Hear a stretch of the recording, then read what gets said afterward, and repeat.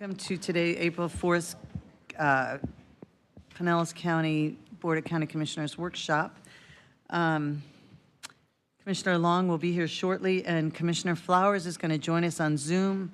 It's a workshop and there's no official voting, but if you want to go through the motion and vote to allow her to join us, I would entertain a motion to allow Commissioner Flowers to join us.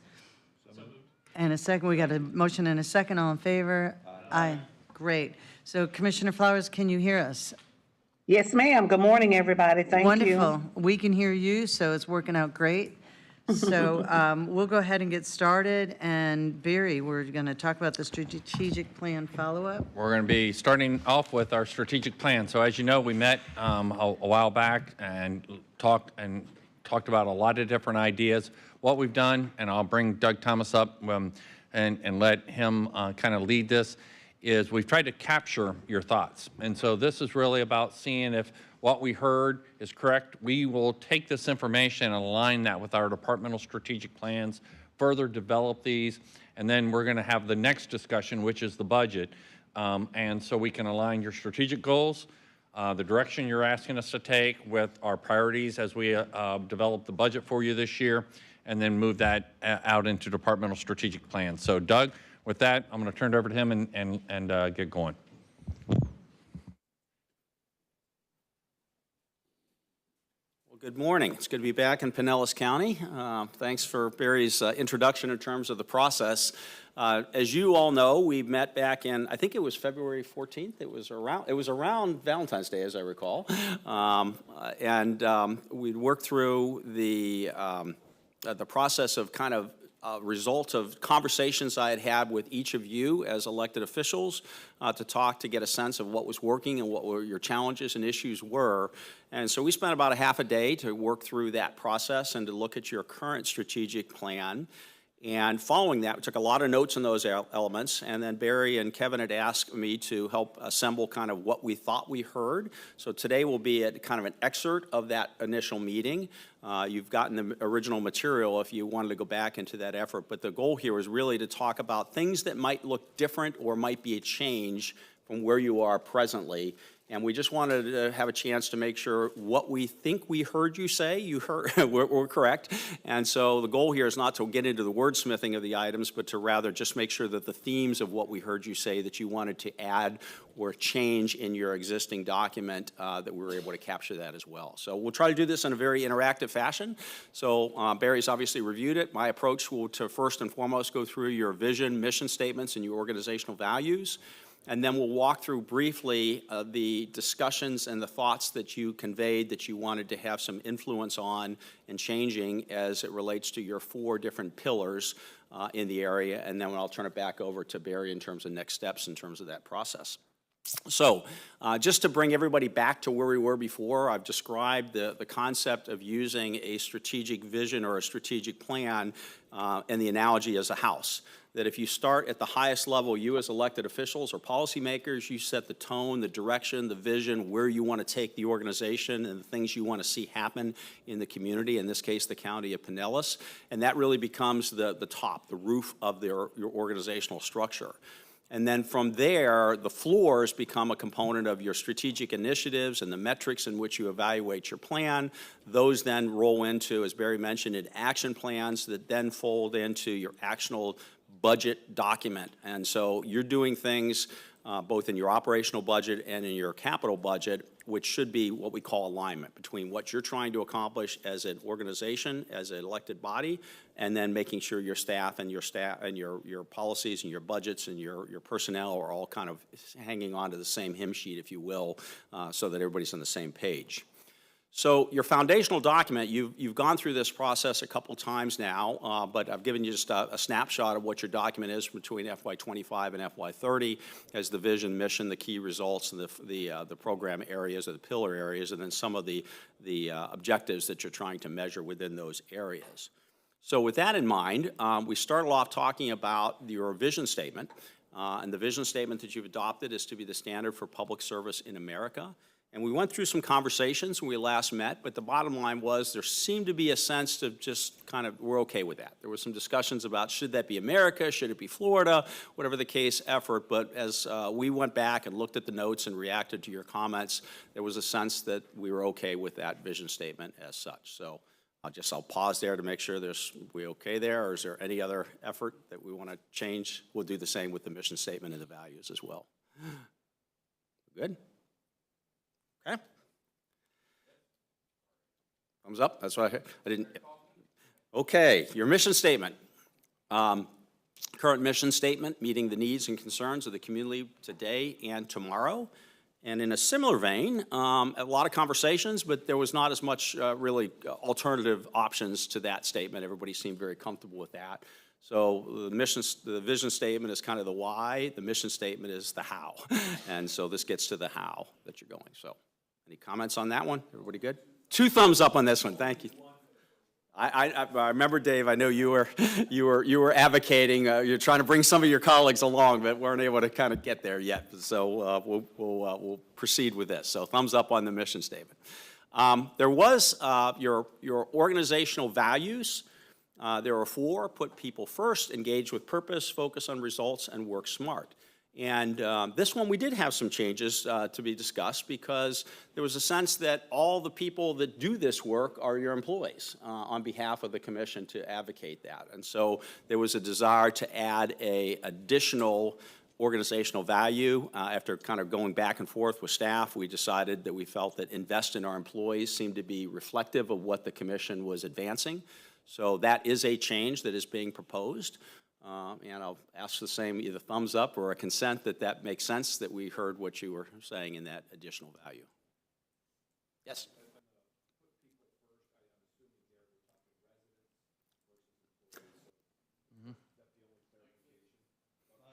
Me? Yeah. I got to practice for tonight because I've had 2 people call me and tell me that you're not close enough to the mic. Well, you got to turn it on too. So yeah, so I like that. I like the invest in our employees for sure and putting our residents first as opposed to people. But that's all. It was good. I like that. Okay. Clarification, are you advocating change people or just a residents, clarification of what or- that means? Do you want residents or I people? think it's more specific about residents. Okay. Yeah. So But- is that, But it could be visitors too, I guess. So, you know, Charlie's. I think gonna we be were looking, upset, of course. this was external and then invest in employees kind of internal. So it's up to you. We'll put people first.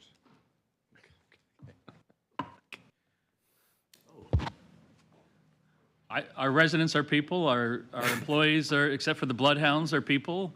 We're doing that on the 5th point. To your point, I know a lot of places I work in, there's this question about residents and visitors and stakeholders, and so people kind of encompasses all of that. Otherwise it gets a little bit wordy, yeah. So, as long as you're comfortable there, but Mr. Scott, I think you were trying to chime in. I like residents, but people encompasses everything. So I guess I'm good with people. Okay. Good with people, okay. Yep, keep going. We got a lot to get through. Gotcha. All right. Okay. So then as we work through your strategic plan, I always like to go back to kind of a summary of, I asked you all when I was meeting with you about, at the end of the day, whatever you decide your term of public service is over, what is it that you want to be most proud of, the legacy that you leave?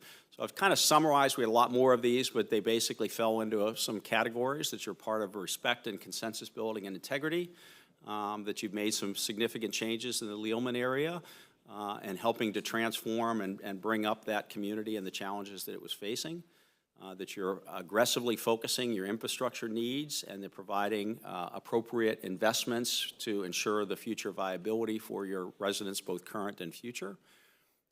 You've been spending a lot of time and effort. We've all in this area been watching the Rays deal, so congratulations as that's been coming together, but that looks like that's falling into place. There was a lot of conversation from you individually and then at our workshop about the housing affordability initiatives, and so we'll talk a little bit about that as we go deeper into this. And then recognizing kind of the fragile nature of being on the shoreline in the Gulf, the resiliency issues, and how do you harden your assets to make sure that you're prepared to deal with all the natural elements that affect us here in the state of Florida. Another proud element is that you're very much focused on a regional approach, and I know there was conversations about 3 county TPOs and planning organizations, that you're not just an isolated entity, even though you're one county, that your surrounding counties certainly have a play there. And that you're doing some pretty transformative things in your mental health programs and really looking at some innovative approaches. And so those were the themes. So I raised that as items at the front end just to make sure that at the end of the day, if these are the things you want to make sure get done, they're things you told me, I think they're generally incorporated in your current or in some of the proposed changes to your strategic plan. But I always like to go back to that point because that's what you want to do at the end of the service. So your plan ought to reflect that. I'll just make one comment. I think as it relates to Lellman, certainly totally agree with that, but with the addition of our assistant to the county administrator positions that we did 4 years ago, we've made that a focus of all of our communities within the unincorporated. So it's not just, it's the southern tip down there, it's the northern piece, it's the other 2 communities in mid-county. So I think that's been a real change over the years and a real focus. And so I think that's a good move. It's beyond just Lellman, but Lellman's a key piece to that. Kind of a catalyst there. Yeah, I have to admit, as much as I work around the country and work with counties across the country, Pinellas is the first one I've encountered that you actually have dedicated assistant county administrators in your unincorporated areas. So obviously, it's a strong focus of what you're accomplishing here. I think a real commitment, not just in talk, but in actual dollars, and also getting input from our residents and working with our department. So I think it's been great.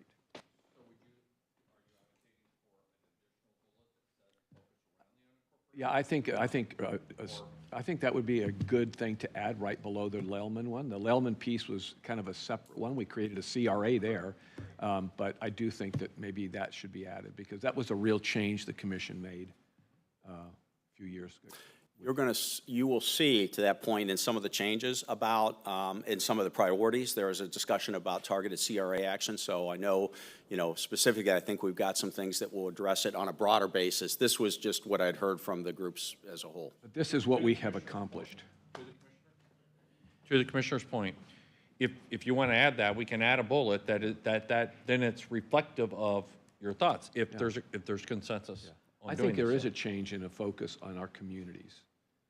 Because the cities have had their focus, the 24 cities, but the county has been a little bit, it hasn't had quite that focus. And I think that's been a good addition. And it's on the same wavelength as the Lellman efforts that were made. So. Excellent. Okay. So we can add a sub-bullet to that then? That makes sense? Yes? I think that's I think Commissioner Eggers bringing up a good point, because look what we just did for the MSTU in Seminole, right? So I think that's a really good point.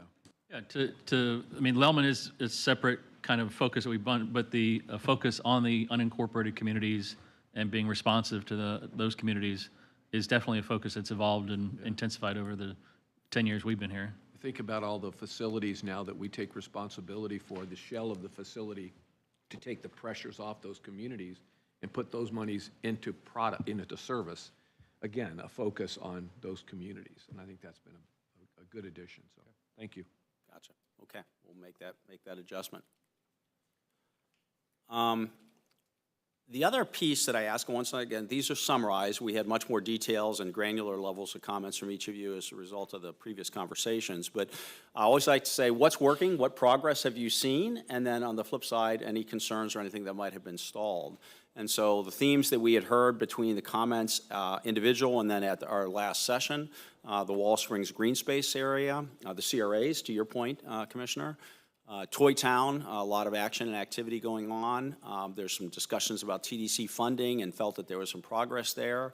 And there was a sense of that the county administration was working on trying to find efficiencies and working smarter and being efficient as possible and cost effective as possible. If you want to raise that, we haven't really made advances on Toy Town yet. Yeah, I think that we didn't. I think that one's not much. We didn't do much with. I mean, it kind of held its own. There are a lot of changes on Toy Town that we're going to be talking about, but I'm not quite sure. And we did on Wall Springs Green Space. We did the green space at was it Keene and Virginia Beltree's of a huge investment in green space, in addition to Wellsprings, that we led an effort on. And that was, Correct. trying to think of. Gladys Douglas. The Gladys Douglas piece, yeah. So, two significant green space additions. I know, and on the Toy Town issue, you'll see some discussion as well as far as that's advancing to the next stage about some of the issues that they. Well, I think to the commissioner's point, it's a work in progress, so it's not necessarily something we've achieved. But we could certainly look at advancements. We can maybe reword that in advancing green space and be more broad, because, you know, you did have two. You also had the old golf course that's been 2 years ago, but 2 or 3 years ago. Hello, And this also is the Renee. Closkam Can you, Preserve. this is Renee. Can we go back to the previous slide? I raised my hand, but I don't think. One of the things I wanted our legacy, I think that our legacy should be is the attraction to various corporations and partnering them with small and minority businesses for expansion of employment opportunities in our county. I think that is something that our legacy has been, and should remain, because that's how we've been able to grow this county. Renee, are you talking about the SBE program? The expansion of, Yes. expansion of that? Okay. Yes, and I'm sorry. Yeah, you're right. And That's been a priority of the board for several years, and you're right, we've made a lot of advancements in that. Right. I think that's one of our great legacies. We get a lot of kudos due to that. Excellent, okay. Commissioner Flowers, I don't have the ability to see when you raise your hand, so just go ahead and interrupt and ask There your you go. questions See when the you have hand? it. Oh, there it is. Oh, yeah, but see, well, that's great, but when they have the whole screen on, Oh, I you're not see. always you're not in my view when they make that screen a full screen. So what I'll just recommend, and we're going to be real casual about this today, and just go ahead and, when it's quiet, ask your question, and don't wait on me to call on you, because I may not see your hand up. Okay. Will do. Thank you. All right. As far as items that might have felt that the commission felt might have been stalled, we spent a lot of time talking about the smart traffic system and recognizing that as a result of those conversations that, in Barry's words, it's a work in progress. And I think it's And Tom's going to give you a Jill's presentation baby. on it in a bit. That there's a lot of work that needs to be phased in, and that's probably a continual effort to take place. So it wasn't necessarily it was stalled, it was just a recognition. Everybody's anxious for it to take effect, I think was the feedback that we had heard there as well. So then I also ask you in our advanced conversations that we had a subsequent conversation about as a group when we were last together, about what would you like to change? So what's working, what isn't working, what would you like to change? And so the themes that we heard out of that in general, there was a desire and interest for you to take an active role in economic development, and many of you kind of like the idea of, is there an ability to maybe be part of that process where you could visit and tour facilities and employers to understand what that is? And that's an important element, because sometimes regulatory aspects have impacts on your economic development efforts. And so you're in the position of the regulatory component of that. So there was a desire to kind of understand that process better. There was a sense that you got a lot of things going on throughout the county, and how do you get updated about making sure that you're aware of what those projects and priorities and how are we tracking our priorities going further. And you'll see some discussion in that and some of your goals that are going to be proposed for you to allow you to keep track of that better. And then, not surprising, I mentioned earlier about the work that you're doing on your CAM model and the mental health and progress and the efforts that are taking place. There's a lot of moving parts there, and recognizing that some of those are going to be building upon previous action steps, and that you wanted to be updated as those phases were going forward as well. So we think those are things that we heard you wanted to do differently as a board going further. And I know, Barry, if you want to react to any of that or not, but I think think staff has heard you. Well, I think that this is where you can articulate those areas that you, and then we can build systems to be able to improve upon those areas is kind of the goal. So if this aligns with what you're thinking, that things you'd like to see us work on, then we'll work on these. If there's additional ones, then let's identify those. And that way, then we can, so one of those, for instance, is our financial reports. We got away from that during COVID. So we built that. We just sent you one. We're going to do that quarterly. But there could be other things, project updates, different things like that that we can build to where, we have a continual flow of information, and that way you can see things, and then as we have these meetings, you can bring things up that you're concerned about if they're reading. So we can be, use our time wisely. So if there's other areas, then let's identify them. If these capture that, then we'll work on these.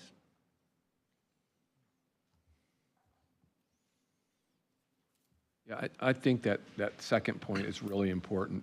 We have just a slew of projects that we communicate to a certain point, and there's an extra piece, and I don't have the answers. I think Barbara's group does a great job. Just that extra piece of touching people in their homes in the right way, so that they actually see what's happening. And I think about US 19 specifically and all the construction that's going on up there, and I've reached out to David Gwynn with the FDOT to say, how can we do a better job, not only of talking about what's changing next week on this project, because that affects a lot of people driving up and down 19.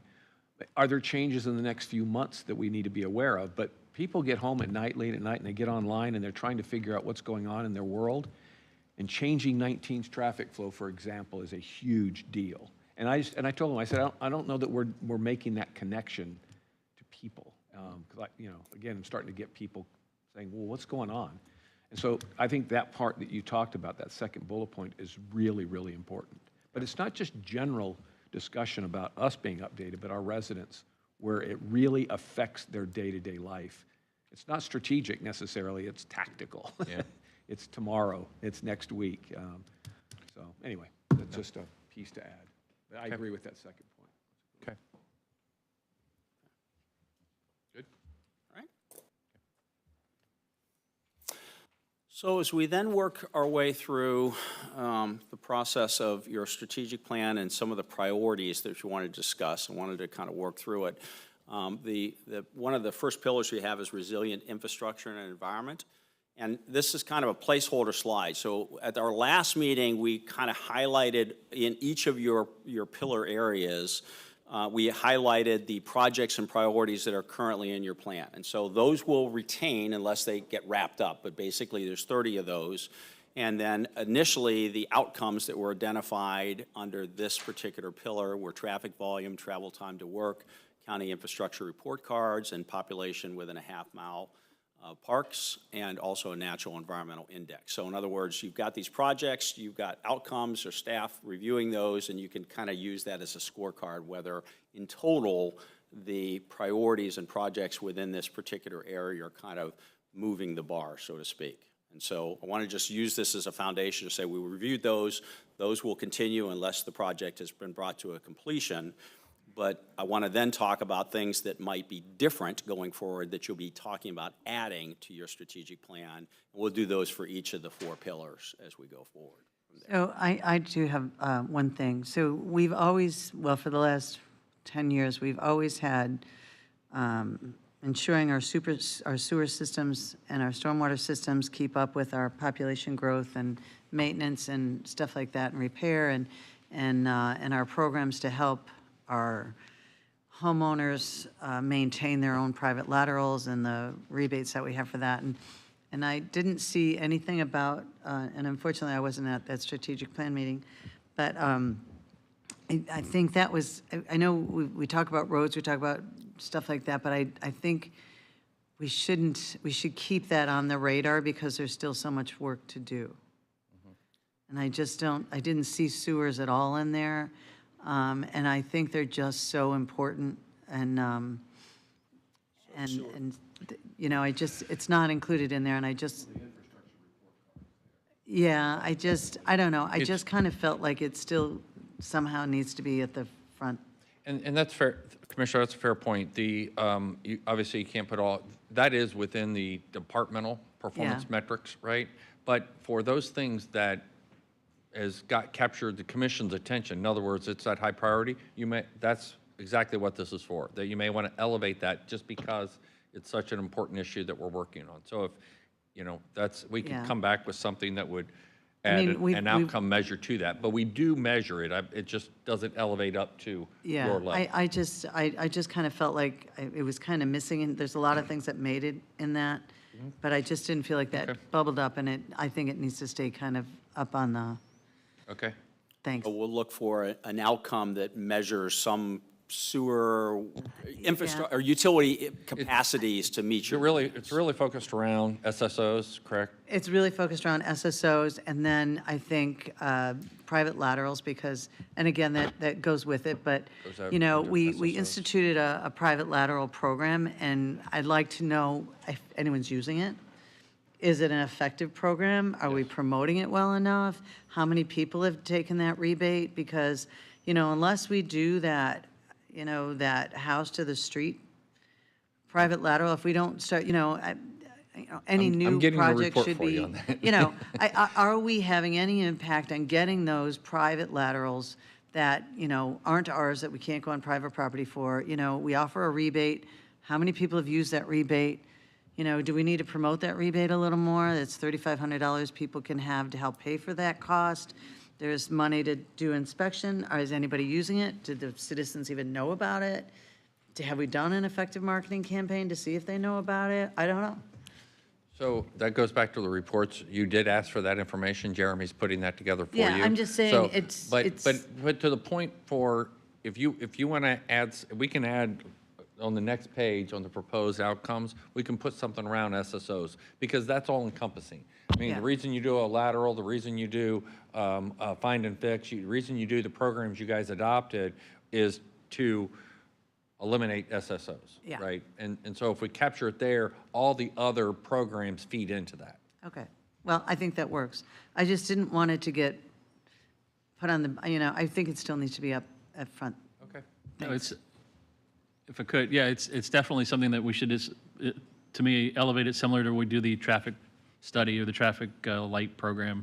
It's that important. It's been important, Yeah. obviously, since 2015 when there was the big issue. But I don't know how well, and I'll look forward to the report, but I will tell you, people do know about it because I was at the Big C the other day, and one of the city councilmen for one of the cities said, hey, I hear you're giving out money to connect laterals. Can we get some money for our city to do that too? Well, let's hope it's gotten, it's really, really well expanded so people know. So I just think it needs to be up, but thank you. Thanks for agreeing with me. Gotcha. Okay. We'll look at some language to that effect then, Commissioner. Absolutely.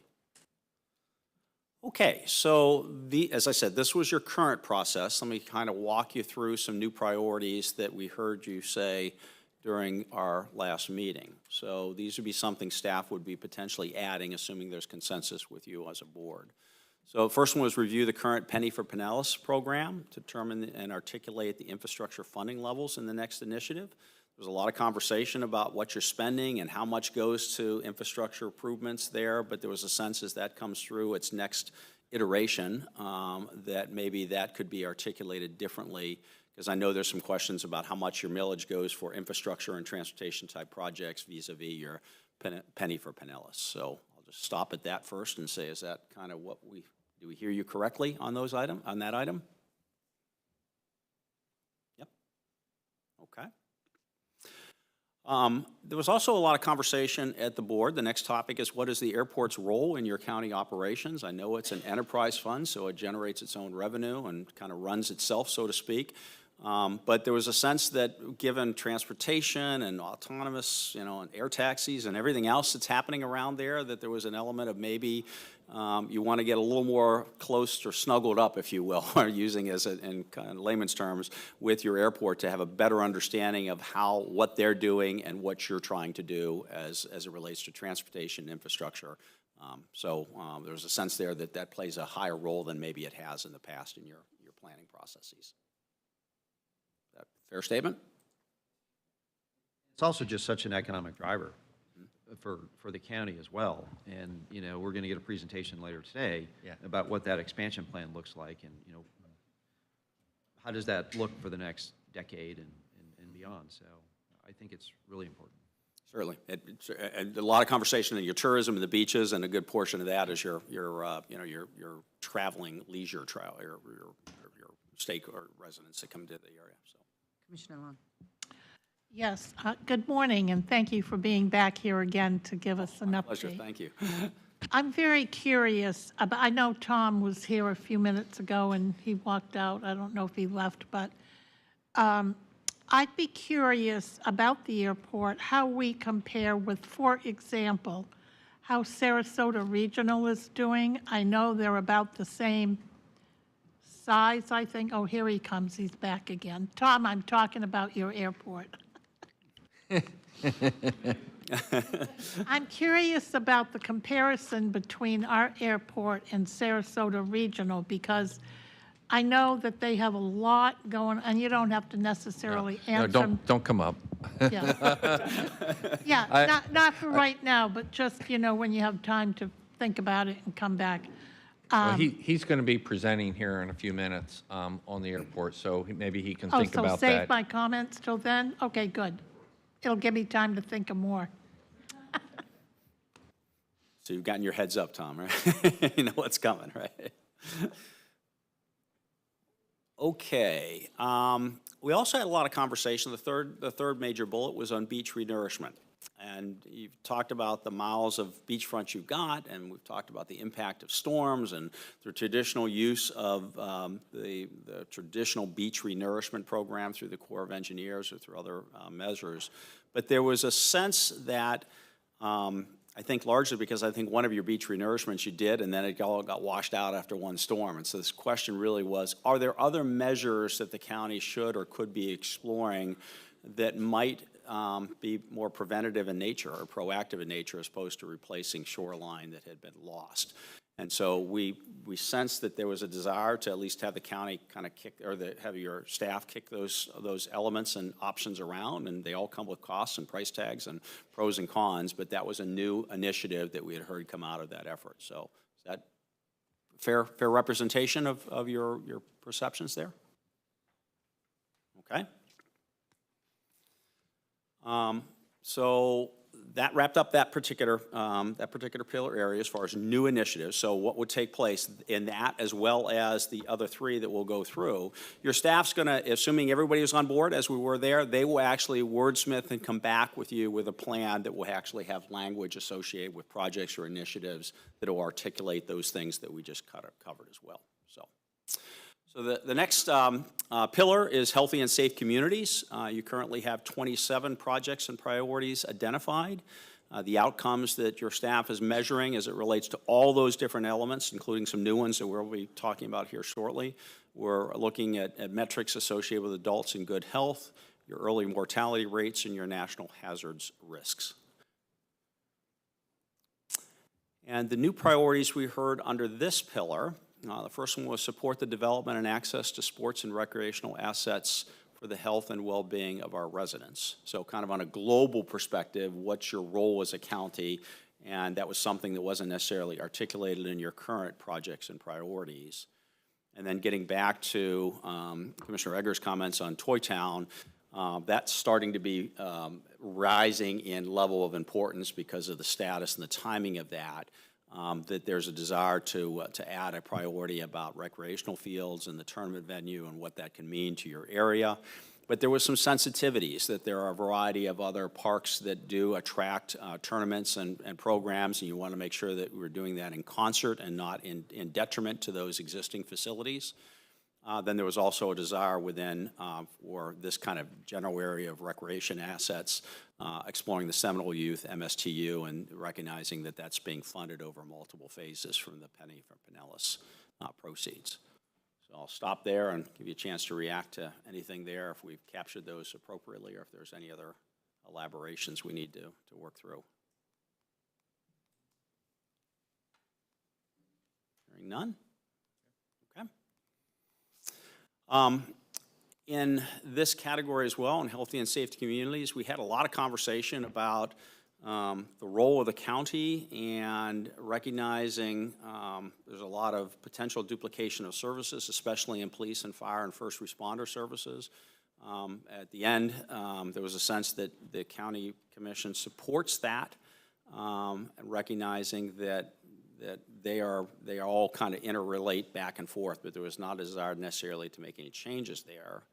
There was also a sense of a confirmation. There was some discussion that kind of brought us down a path of comments about what was going on in your jail facility and the sheriff's operations. And it was raised at that point that the county is currently in the process of doing a master plan of all their facilities, and that's in process. I don't know the timetable on that, but Barry, I'm sure, will be bringing back something as a result of that come forward. So just some confirmations of some items that we heard you say. We haven't quite figured out exactly where they land yet, other than the fact that you wanted to express your opinions about both of those topics. And I think you'll see that in a couple of areas, Commissioners, where we get into some areas where it's not a department of yours, but you wanted to be able to state, how its importance. And so we're trying to figure out how do you want to do that. And you'll see that in a couple of areas. So this is our first shot at trying to capture that. So if you have other thoughts or ideas, please feel free.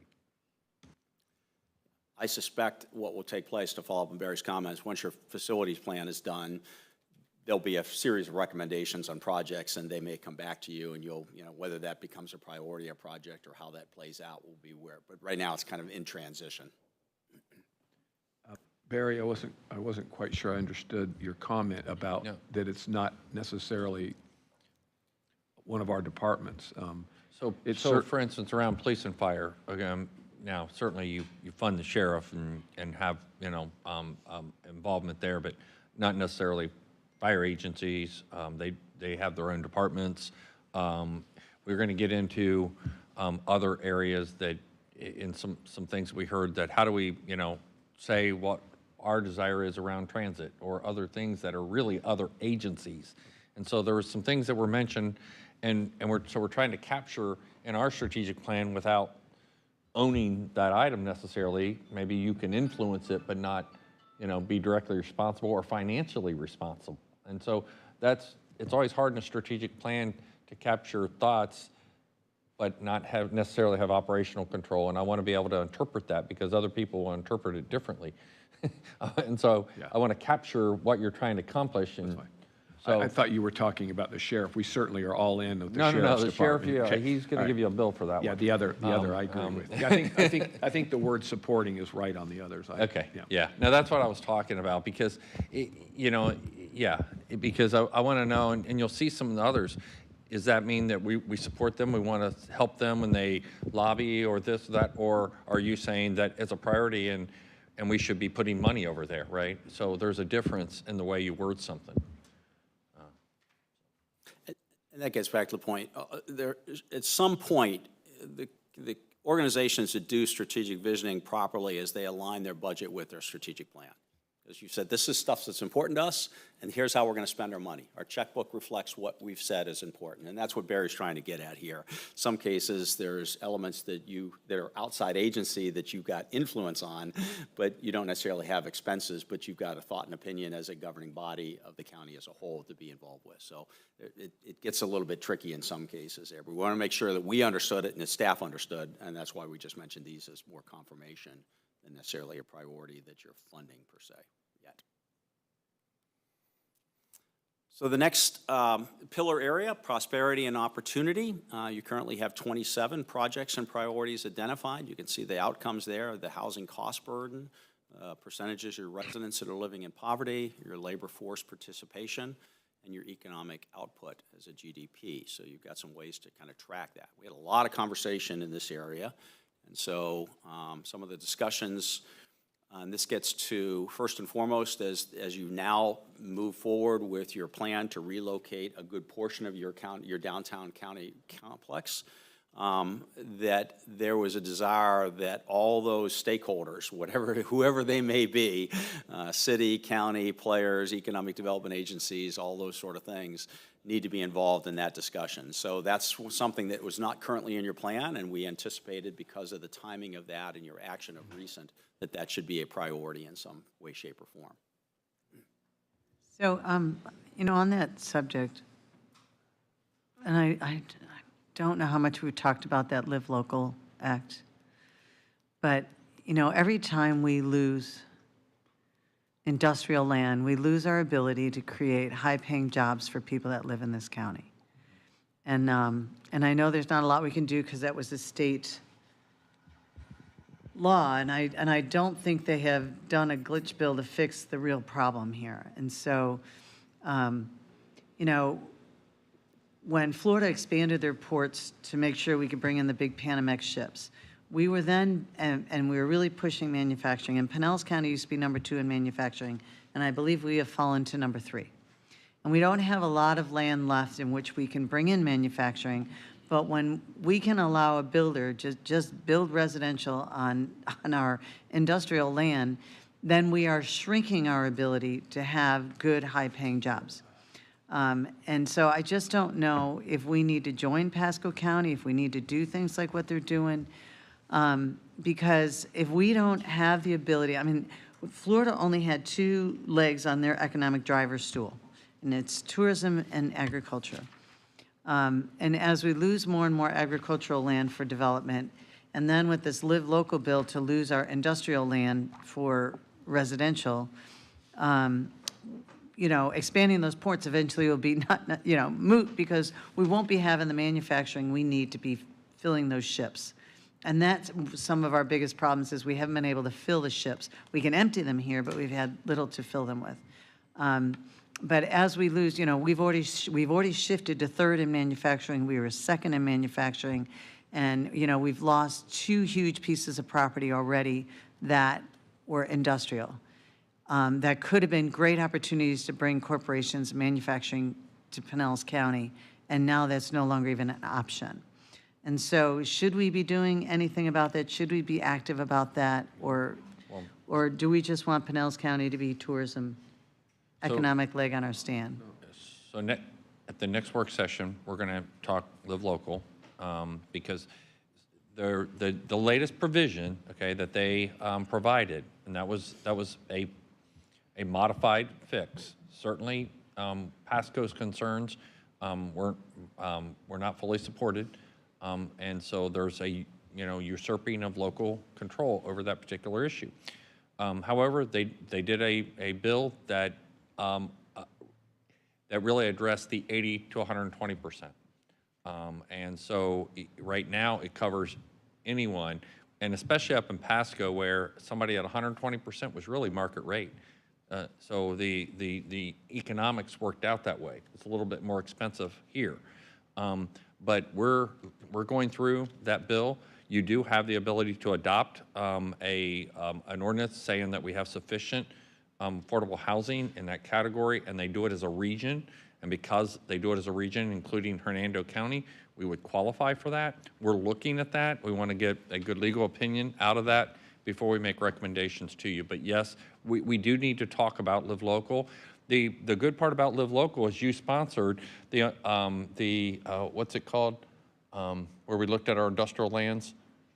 The teal study, right? So you adopted that teal study. So now we know where areas really aren't prime and they used to be industrial, and things have transitioned around it to where it was appropriate or not appropriate. At least you led that, so we have that information. So we're as concerned as you. We're not setting back on that, but we're trying to get the impacts of this new piece of legislation. The governor has not signed it yet, and how that will impact us, and we're going to bring that for a work session. Okay, I just think it needs to be on the radar, because, we go down to 4th, 5th, 6th, 7th in manufacturing, then it eventually becomes the only economic driver we have is going to be tourism, and that's it. And that's not going to work at all. Then we really will have affordable problems. Thank you. Madam Chair. Commissioner Long. and then Commissioner Eggers. Excuse me. I'd just like to weigh in a little bit about, in response to Commissioner Peters' concerns, which I totally understand. And it seems to me that we're way past that time when we can turn the clock back and think about how we protect industrial lands. While I know we have a few left scattered throughout Pinellas County, in the years that I've lived in Pinellas County, and that's from 1972 till now, I see a major thing that has happened with regard to our economy and what it is driven by. Pinellas County truly has become a gigantic bedroom community for the region. And there's only so many people that you can pack in to this space that is surrounded on three sides by water before you are putting at risk the ability to live safely, raise your families, and enjoy a really excellent quality of life.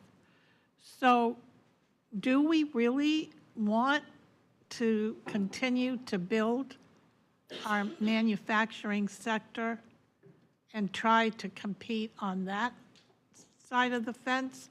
Or do we want to recognize that our identity is a bit different than it was, say, 20 years ago, or 30 or 40, because we're so built out already? Is the answer to just pave the whole place with concrete? I mean, I think those are very philosophical questions that we have to ask ourselves about what do we want this county to look like another 50 years from now, right? I mean, we have to recognize we're different today than we were when the manufacturing sector first started out in Pinellas County. And that's all I think I'm trying to say, is that we have to recognize the reality of where we are and the space, coupled with the desire to provide health and safety and a quality of life. Okay, I'll get off my soapbox. Oh, my. I'm not quite sure how to get my arms around all of that, some of which I agree with, but most I don't. I'm sorry, Commissioner. The Teal study was done at the MPO level to define the target industry areas and therefore the critical industrial lands that we have for whether it's industrial facilities or office buildings. There was some of that industrial land that was not included in the Teal study, and some of that has been spun off, so to speak. There was a Jabil project in North St. Petersburg that, say, I'm just going to make numbers up because I can't remember, say 20-acre piece of property, and Jabil wanted to take 25% of that and make it into some apartments for housing, for projects that they were going to build on the other properties, industrial land, so that it was a well-thought-through part. It wasn't part of our Teal's target, but it was a really good compromise on a piece of property, so you were maintaining those high-paying jobs at the same time providing housing, more housing. And I think that's what we need to think about. And I think when we have the, God love them, our legislative delegation, when they come in and talk to us before they go up to Tallahassee, I mean, we have got to tell them our story even stronger. Like something happens, they get up there, and then all of a sudden they start doing things that are totally counter to what we're trying to build here. They tell us to put a comp plan together. We did. And that separated industrial from land, from residential and all of that throughout our county. We did that planning. Pasco's doing that planning. And then they tell us that your planning is not good enough. This is what we want you to do. It's really important that we have this blend of housing, jobs, and I think it's a great point that you raise, Commissioner Peters. I think it is a conversation that we need to stand strong on. I don't want to just be known as a tourism community. I have no problem being known as that, but we're also a different community. We have other aspects of this community. So Anyway, and I think that industrial aspect has changed into office space. It's changed into clean industrial, tilt walls instead of old metal buildings. But if we don't do something, when those properties get to a point of change, they're going to look at land costs for industrial zoning between $5 and $10 a square foot, or manufacturing people, or excuse me, multifamily people will pay $30 a square foot. And just by the very nature of capitalism, they're going to sell that land to a multifamily home construction. And that's how it's going to creep away our ability to provide jobs. So anyway, I'll get off my soap opera now. Anyone else have thoughts on this? I am concerned. I mean, we're a medical community. We are a banking community, but we're also a large manufacturing community. And I hate to lose that. And we are really at risk of losing it. Commissioner Justice. Thank you. And I would agree with Commissioner Eggers that I want to maintain that we have that blend of employers. I know we lost, I mean, you mentioned 2 specific sites that we lost. I don't know which specific sites you were talking about. I assume the Tibbetts and the Raytheon. I mean, Tibbetts was not manufacturing per se, but Raytheon is a big one to lose. But that balance is what's so critical for our future. We have the financial services. I don't want to be a bedroom community to anybody, and I don't think our residents want that. So if we have that, we can always come back and do a look at the study and the summary and the properties. I mean, there's still huge pockets of space for manufacturing. Maybe our economic development folks can tell us what the forecast is as far as our recruitment of those kind of companies beyond the cultivation of our own homegrown folks.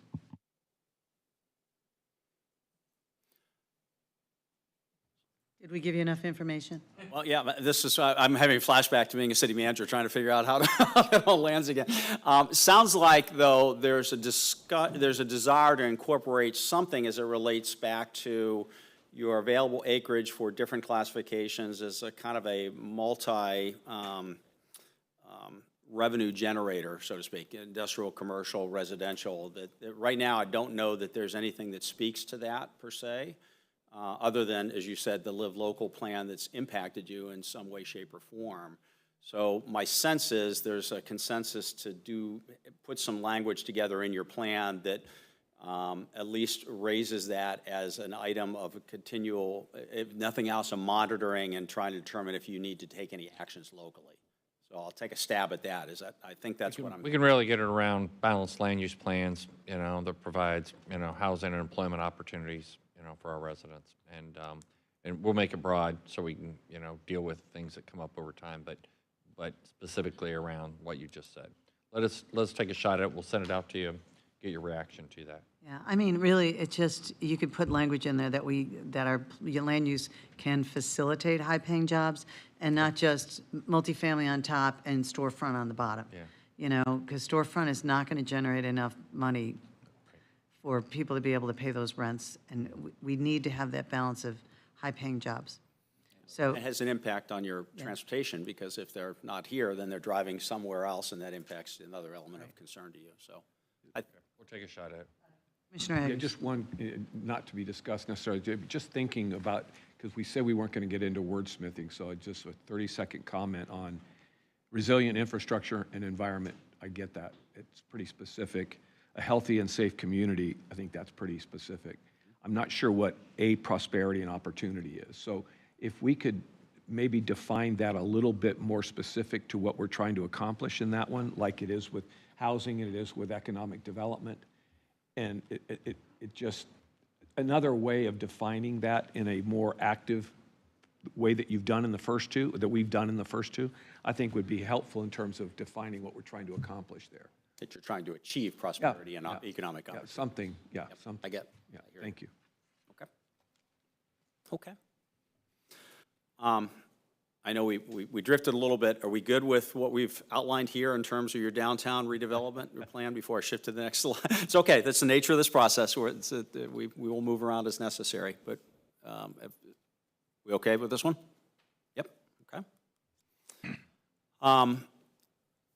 Some other proposed new priorities. This gets back, I know we mentioned earlier with Commissioner Eggers' comments about CRAs, and several of you chimed in as well, that you're supporting redevelopment efforts through the use of structured community redevelopment agency models to accomplish reinvestment in target areas. And as I mentioned, these are much broader than specifically just the Leelman area. And I know that you had a work session on the 29th to talk about that. I know that was in the planning stages when we last met as a group to talk through this, but there was a desire to make sure that you captured your desire to use that economic development tool to help achieve economic opportunities and prosperity here in the county. All make sense? Okay. And then also with the Tourist Development Council, I know that there's been legislation that was being proposed that might have had some of that come back for some voting and structure, but there was specifically a desire to have as part of your priorities to evaluate the current 60-40 split to see if that could be changed in the next iteration in your allocation of resources out of your TDC, and that relates back to the way in which you're funding various infrastructure and your ad valorem millage rates as well. So I'll stop there and make sure we've captured those appropriately. Silence is good. Okay. The other area in this pillar, a lot of conversation about affordable and attainable housing. So what we heard you say is that you're supporting efforts to increase the availability of attainable housing opportunities to enable residents to live close to their employment, schools, retail centers, cultural attractions, and recreational assets, kind of as a global perspective. But then drilling down into how do you do that? There was some concerns about, are you capturing what we call the missing middle in this arena? That's 60 to 80% of AMI. But there was also recognition that not everybody wants to move into a brand new single family or an existing single family house. You've got to have a mixture of housing options available to you. So let's not lose sight of that. There were some conversations with some outside providers that help people for employment and budgeting and all those other elements that's mixed into this whole conversation about affordable housing. And then, I'm sorry, this is one bullet, shouldn't be two, the affordability concerns. There was some conversation at the board about whether you should adopt the additional ad valorem exemption for seniors. And at least what we heard you say is there seemed to be some support as a group, and that cost us about $253,000 in the unincorporated MSTU area. So those were items that we heard you say that would be incorporated into your plan. Madam Chair. Thank you. And that was my proposal at the work session. We didn't have a full contingency, but there was among those that were here a consensus to move forward with drafting that ordinance for the additional homestead exemption. In fact, it's on my list. I have a meeting been talking with the county attorney's office about how that process works. And that was going to be on my new business this afternoon agenda part to ask for consensus for the commission to get your permission to go ahead and work with the county attorney's office to bring that ordinance forward.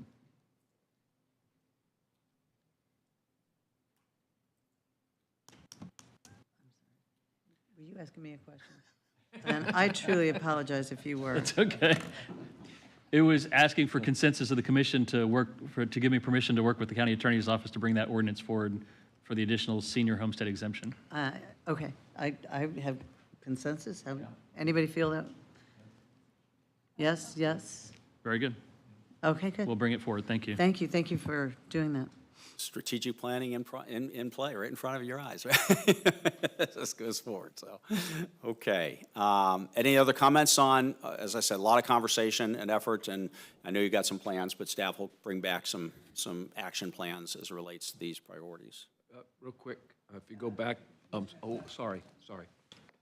I think we've captured this here, but in the not just rental bullet point here, but I just want to make sure that we've got enough focus on home ownership, because we've got a lot of rental properties out there, and it seems that the majority of the new capacity that's coming online is rental, but home ownership is how you build personal wealth. And I just want to make sure that we've got enough of an emphasis on, Habitat for Humanity type things. And if there's options out there that we can, maybe some properties that the county has liens on, is there a way that some of that could be some options to move that into some home ownership opportunities, perhaps for Habitat? I don't know, I'm just kind of thinking out loud on some things.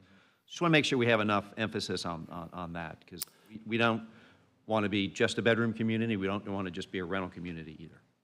There are some communities, commissioners, that do urban homesteading, for an example. They've got tax liens that are a mess, and they've acquired them, and cities will sometimes work and organizations to acquire those, and then work with a Habitat for Humanity to encourage ownership of that. But for that, it just stays tied up in the legal court system, so who knows what or how. I don't know, I'll defer to your staff, but I don't know that there's a plan specifically on that, but I remember our conversation that there was a desire to make sure that we realize not everybody wants to own a home, but that is a way in which you build generational wealth to pass on to family members, beyond your time. So I know that was a concern. And certainly we can, whether we wordsmith this or not, we're going to bring back at the April 18th work session is all about housing. And, one of the things you formed is the housing compact. The housing compact, because, we deal with unincorporated from that type of direct oversight. But the housing compact is to bring all of our municipal partners together to develop programs that can work, cross jurisdictional doesn't really matter, right? And I think that bringing up those ideas and getting them working and coming back to us all with ideas about how to accomplish that wealth generation would be very positive. So, yeah, we'll Barry? look into that. Go ahead, Commissioner. Barry, maybe 2 years ago, and this is just sharing some information that Commissioner Scott may not have. I think it was prior to him arriving, where we asked staff to look at properties that the county Correct. had that were not utilizing for any purpose related to the county, to take inventory of those properties, take a look at how those properties were zoned, and essentially sell them off, certainly focusing on utilization for housing first and then, whatever after. I'm not sure if we've had an update recently about those properties, where we are with those, and perhaps a report back on if any were in fact utilized or sold for affordable housing projects or single-family home projects. If you have provided that information and I missed it, I apologize in advance. But perhaps that would help with Commissioner Scott's question. Commissioner, thank you for it's the reports, because I'm going to have to go back to staff and ask where that is. We identified 1,200 pieces of property, if you recall. Yep. But remember, a lot of those are retention areas, we use for stormwater, for little slivers where we did a road project and now we only need this much, but we got this little, it's non-buildable, A lot of them are non-buildable. We were boiling that information down to get those back on the tax roll. That was your direction. I'll go back to your point with these reports to where we're better articulating what we've done with those examples and bring that back. I think it was 8 to 10 that had some promise, if you will. I think the initial, like the first update we got, it was about 8 to 10 properties that had some promise, that, but I don't recall us getting anything after. So that would be good information to have. And that's a very good point that Commissioner Scott made. And if we could continue to look at those properties, we'll do that. That would be, yeah. Just real quick on that point, I totally agree that, home ownership's wealth building, that kind of thing. And you guys, there's people who know more about Habitat than I do, but recently they started the construction of a townhome project somewhere in, is it St. Pete? Yes. A townhome project? It's on 18th Avenue and Yep. 22nd Okay. Street. They Yeah. haven't started construction, but it'll be 42 units, I believe. Yeah, and one in Largo. So that Habitat model is moving from just the single-family homes to the multifamily ownership, which I think is just kind of like what you're talking about. And I think that exploration not only makes use of the land effectively, efficiently, but it also provides that home ownership thing. So, yeah, I think that's great. Just a bit of, I was talking with Mike about that, and he said the crazy part is it's costing more per square foot for the multifamily than it is for it is. single family. Yep. I was shocked, now. Go back to the industrial discussion we just You had. know, so, Multifamily anyway, but- is paying big bucks for the land. Yeah, So anyway. it makes it tough to compete for. Well, Mike got a real good deal with the city for that land. But I think whenever you start going up, if I'm not mistaken, I'm not a contractor developer, but just having worked in this area, when you start going up additional levels, you increase your costs because of the framework that you have to do to be able to hold the weight for that upstairs unit. And so it does increase your costs, which is why those other townhome units on 22nd Street close to the Fifth Avenue is running about 800,000 to construct. And it will only be like 22 of those, 22 to 27. So, yeah, I guess maybe we should go into the concrete, maybe grow some trees for the wood, maybe figure out a way to create a steel plant or something. Try to diversify your revenue sources there, right? Exactly. What I will tell you is that the benefit of working with communities across the country, every local government is dealing with this in some way, shape, or form, and they're all doing different things. What works in one community doesn't work in another, and so applaud your effort. It's a continuing challenge, literally, across the country. And the only other element we see is the fact that, in response to your question, Commissioner, about we see more apartments, is it's one of those supply and demand scenario. They wouldn't build them if there wasn't a market, but in the same token, how much is too much? So a lot of communities are going literally through the same debate about how do we encourage ownership versus, is that small flats, is that, duplexes or something of that nature versus the traditional apartments. Okay.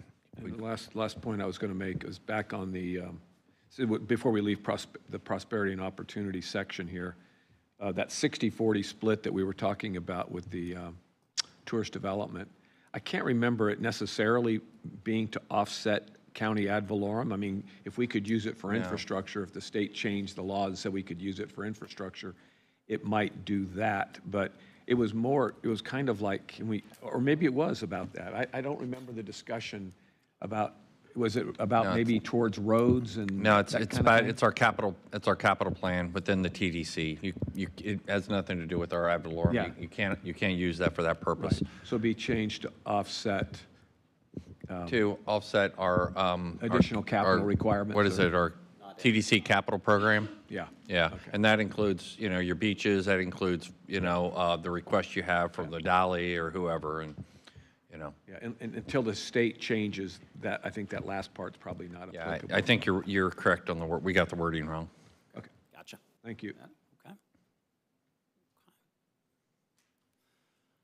Okay. Relating, as we've said before, strategic visioning and planning is a lot like squeezing Jell-O. It kind of goes in different areas. This is certainly relates to your housing component as well, but there was a desire to recognize the efforts you've got in play with One Pinellas Business Alliance, and that they potentially should be your coordinator in aligning all the different workforce development programs to help you achieve your economic goals and connecting, the providers of that, trainers and programs, with also helping your local employers find employees to fill the jobs that they have in play. So something that wasn't necessarily, there was a lot of conversation, but nothing in your plan. So this would be something that you'd articulate in your plan. Okay. I mean, I went down to Lellman to watch the AmSkills group in action, talking about taking residents and educating and getting them interviews all within a 2-week period with really high-level companies and getting jobs. So they're trying to coach them up so that the companies can then coach them up to their jobs. So it was great to see that program, which I wasn't really excited about when they first came on board, but what they're doing now, I think, is exactly kind of what I envisioned them doing, 8-10 years ago. But it's connecting employees with workers and that missing skill set or educational background that's needed. So I don't know. Yeah, it's really using economic development through the One Pinellas Business Alliance to make those connections, and make sure that we're providing training programs that align with business needs. And we saw a lot of that in that first meeting where just over time, we're providing training programs and pick the educational institution, doesn't matter, they were all there. And businesses saying, well, I'd like to see more in this area. And there was just a good collaboration. So it's done in a lot of different areas. CareerSource does it, other people do that, but from an economic development, just making those connections. Applaud your focus on it, because it becomes one of the most important elements for a new economic development project. Once they've decided they're going to locate in a geographic area, and taxes and utilities and all that are part of the equation. But at the end of the day, for most employers that have a heavy employee base, it's, can I find the people to do the jobs I need? And if you don't have them here, they'll go to where they can. Oh, the companies that were interviewing those people, and this was like their 30th, I don't know, 25th or 30th, they call it boot camps. They were working. I mean, these companies were coming and wanting to pick off some of these folks. And there was a couple of other companies that were there watching, saying, we're going to participate. So it was a method of a group of people that were lifted up. And then that company was going to take them even further on training. I think it's just. That helps you in your housing and helps you in all the other elements that you're trying to accomplish in this. A lot of people out there that need jobs, and there's a lot of companies out there looking for people. We just got to connect. Yep, absolutely. Okay. Your last pillar is smart delivery service. You have a lot of activities, 47 current projects and priorities in your existing plan. Some of the outcomes that you're measuring are your county energy use, your satisfaction through your survey, through budget dollar survey activities, and then looking at your program performance and the metrics that take place there as well. So some new priorities. This gets back to this focus, and the things you're proud of is that you support this multi-county approach to community challenges that have regional impacts beyond your county. And that may be a three-state or a three-county MPO, or wherever that may lead, whatever the transportation and traffic issues, that as a policy statement is important to you as a board. And then drill down from there into some of the things you're presently looking at in terms of technology and alternate service delivery models. And you highlighted some things you're doing in the development review services about some of the changes in programs and comparing a potential hybrid model with the private sector providing supplemental services beyond what you've got to deal with your ebb and the flow. But you really felt important that you wanted to continue that kind of as a policy focus of looking at alternative service delivery models for efficiency purposes. Anything there? And then we had a lot of, individually and then collectively, had a lot of conversation about municipal services and the various communities and the potential duplication of services and the cost and efficiencies or lack thereof in that model.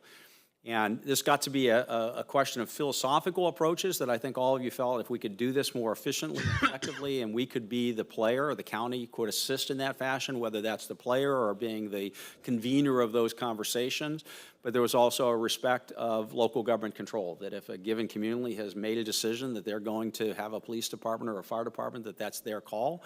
If we can be there to support them, if at some point down the road they want to have that conversation, that we're there to do that, but we're not necessarily driving that train. It's more of a responsive effort. So I think I landed, based on your comments, that was not a bridge you wanted to, I think we got into Game of Thrones conversations and things of that nature, and battling with your communities. But I think at the end of the day, you want to say, if we can help, we're here to help, but we're not going to drive that train. So is that a fair representation of what I think I heard?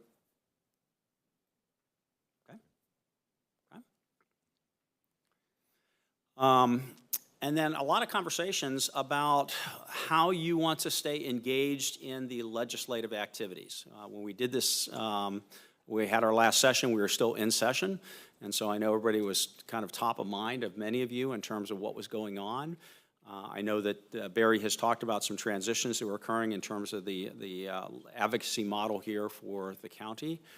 But what we heard you say is you wanted to see regular updates so that you knew after we've adopted our legislative agenda, how do we stay engaged in that process as it's going through all the way through committees to ultimately whether a governor signs a bill or doesn't sign a bill or vetoes a bill at the end of the day. And with that was a recognition, many of you are former state elected officials, recognizing that the committee chairs and the House Speaker and the President of the Senate all have kind of their agendas. And if we've got things that might be lower on a CIP list, but now we have a key opportunity to maybe advance those because of the political nature of the process, that maybe we ought to be keep an eye to that effort. So I'll stop on that on the legislature. You're likely to have some comments on that, but that's what I think we and your staff heard you say you were looking to do in this plan. Well, I don't know if I probably did share the story here, but at the risk of repeating myself, I'll say it again. It was down in St. Petersburg watching the lightning in a bottle presentation, which talked about the formation of Tampa Bay Water 20 years ago. And the state legislators that were asked to comment about this organization said, we were ecstatic that the local entities were bringing this forward because we don't like meddling in local politics. And I started laughing. People turned around and said, what are you laughing? I said, never mind. It struck me that there was a time that they didn't like to be bugged by Washington, so hands off. We hands off on the local folks, but it's just changed. And so there's a real sense of maybe they needing to understand that we have resources that they can call on when they're thinking about things, like the Teal study, for instance, on the industrial land. We probably sent it up to them, but there's a whole different program that's ongoing that kind of they disassociate that input that is well thought through. That Teal study was really a good study. If they knew about that Teal study, they wouldn't have been talking about that Live Local Act as being a good solution for affordable housing. They just wouldn't. But somehow there was not a connection, or there wasn't listening on their end, or there was a political agenda that was flying down a railroad track that was, we couldn't catch up with, or I don't know. Anyway, that's all. Thank you. So I think this is a good opportunity to say, do we have the right people in the right place to accomplish this? Do we have the right lobby firm to accomplish this? Did we hire the right person that has the relationships with people up there already, that can open doors that maybe even the lobbyists can't do? And so I think for this particular subject, it's, do we have the right assets to assist us with this, with what this all says? Because I think that person that should be the government affairs person should be somebody that already has a relationship with staff in the appropriations office. Already should be somebody who has those relationships that can open up doors and can get to the Senate President's staff, because the staff are really who does a lot of the work. And so, I think I'm disappointed. Barry knows I'm disappointed. I think we had some candidates that had those skill sets and those relationships. He went a different direction, but, will this new person that he's hired have the ability to create those, never have the ability to create them at the level of some of the people that I think were other candidates, but are they going to have that ability to get to know the gatekeepers and get past the gatekeepers? Because, and do we have the right firm that's getting past the gatekeepers to get us what we need and to inform the legislators truly, what our needs are and if the direction they're going in can really be harmful.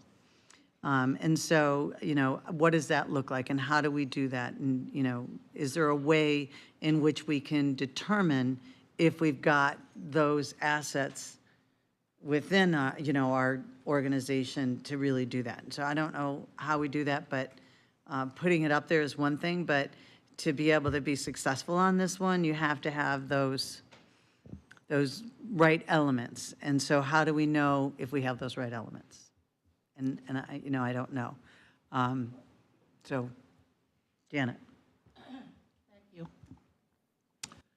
Well, in my opinion, don't we get that information from the reports that they give to us when they finish? Or we are in constant contact with our state lobbying firm. Well, up until this year, we didn't get weekly reports. And Brian didn't really give us much weekly reports. And there can be something that can be happening up there that when you have former members, as you know, that they can make phone calls. There are, especially when you have former members on the board that have relationships that can make phone calls, they should be activated and engaged. You know, Well, don't we do that through FAC? well, I'm just saying, if these are a priority, are we doing the best we're doing with the assets we have for us? And that's all I'm saying.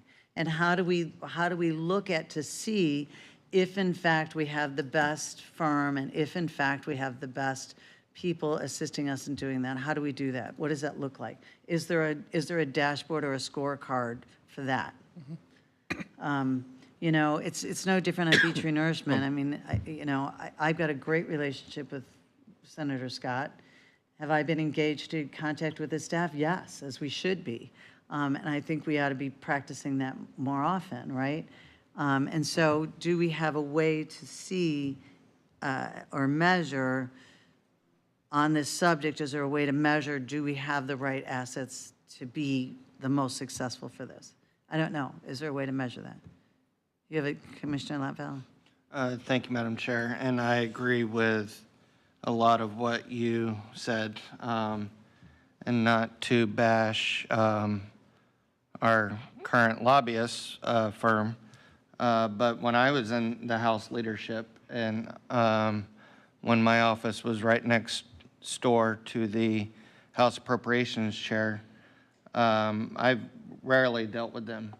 I dealt with Brian, and I thought Brian, in his role, did a great job and did a good job, and he's doing even, more of a great job in what he's doing now.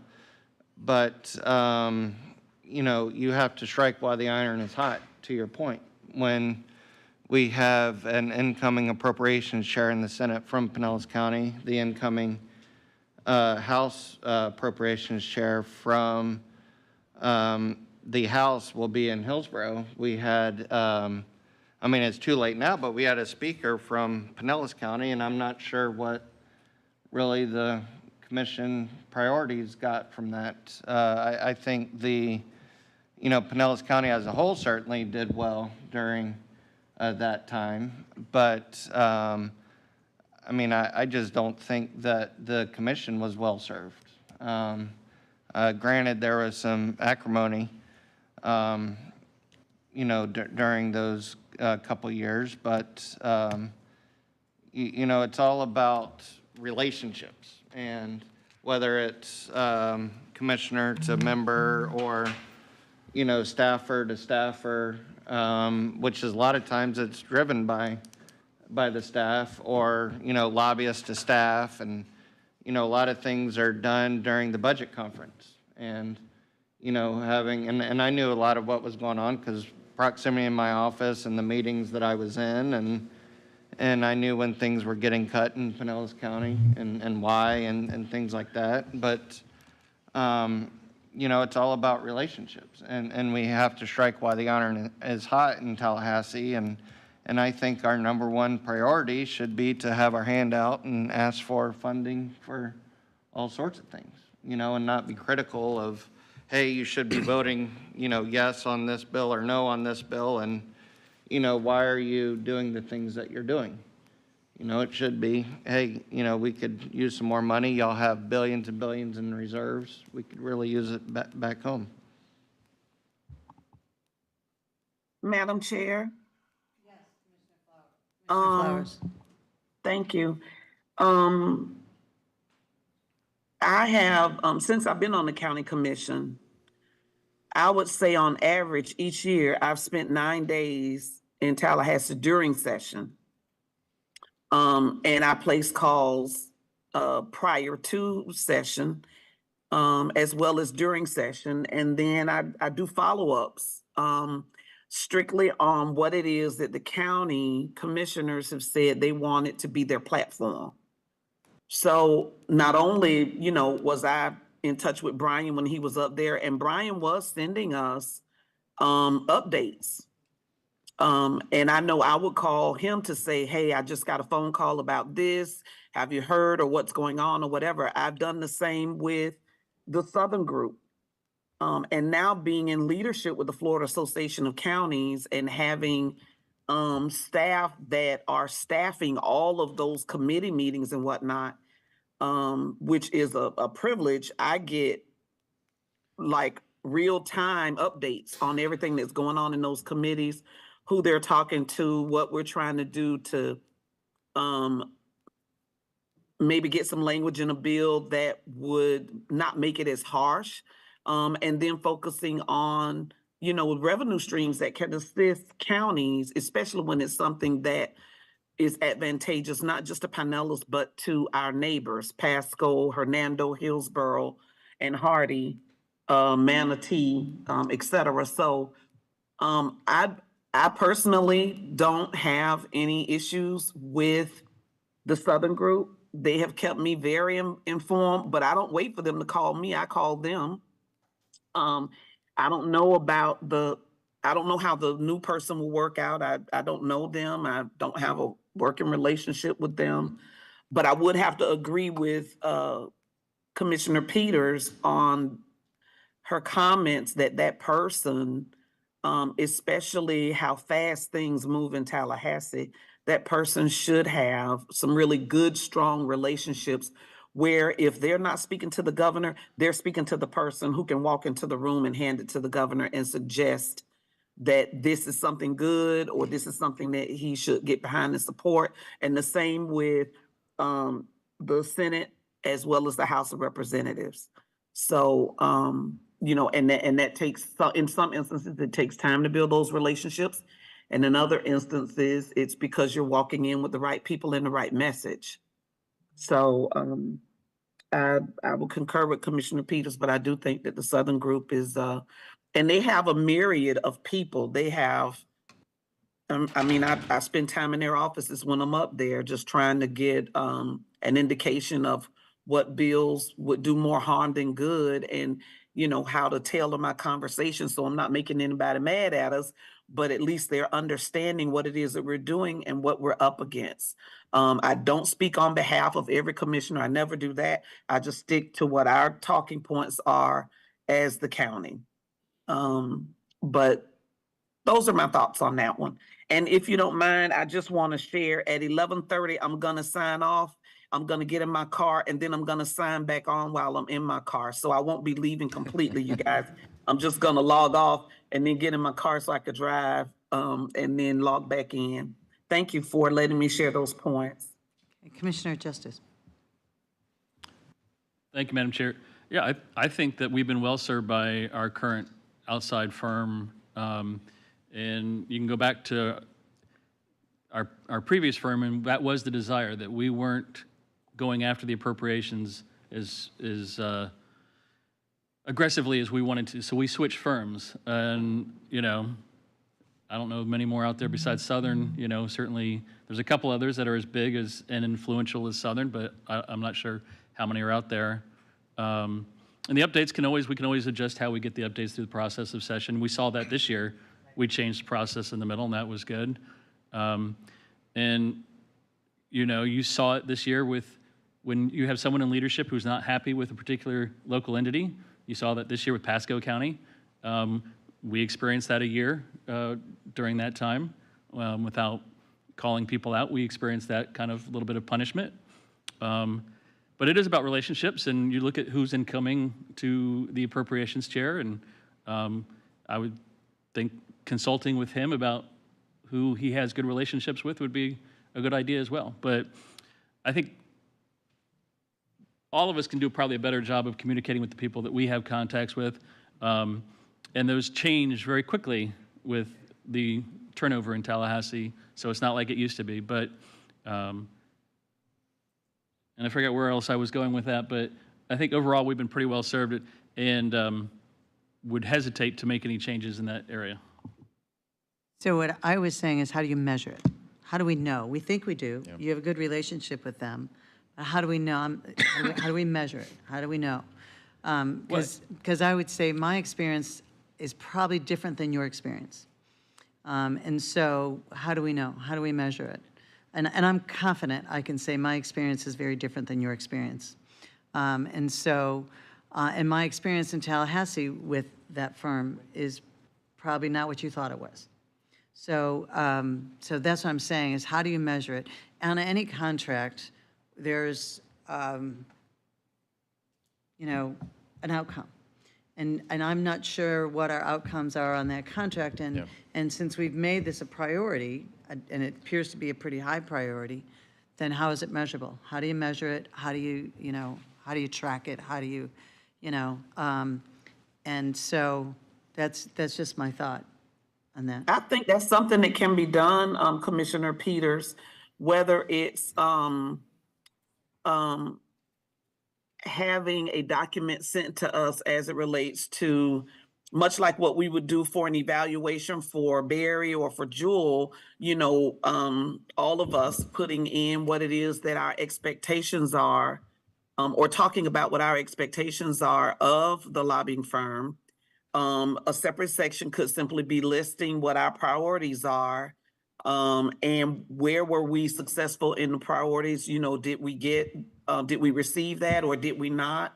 Another section could be communications. Are we receiving weekly or daily updates? Are we receiving timely responses to bill language changes and things of that nature, and putting language in there? So a document could in fact be created like what you're suggesting, that will provide that information so that at the end of the session, we can go back and fill that in and then evaluate, how effective were we at the end of that year or at the end of that session or whatever. So that's a document that can be created, I think, with input from all of us, along with the person that we have working with us, in order to have something to measure, if that's something that you're thinking about or would like to see.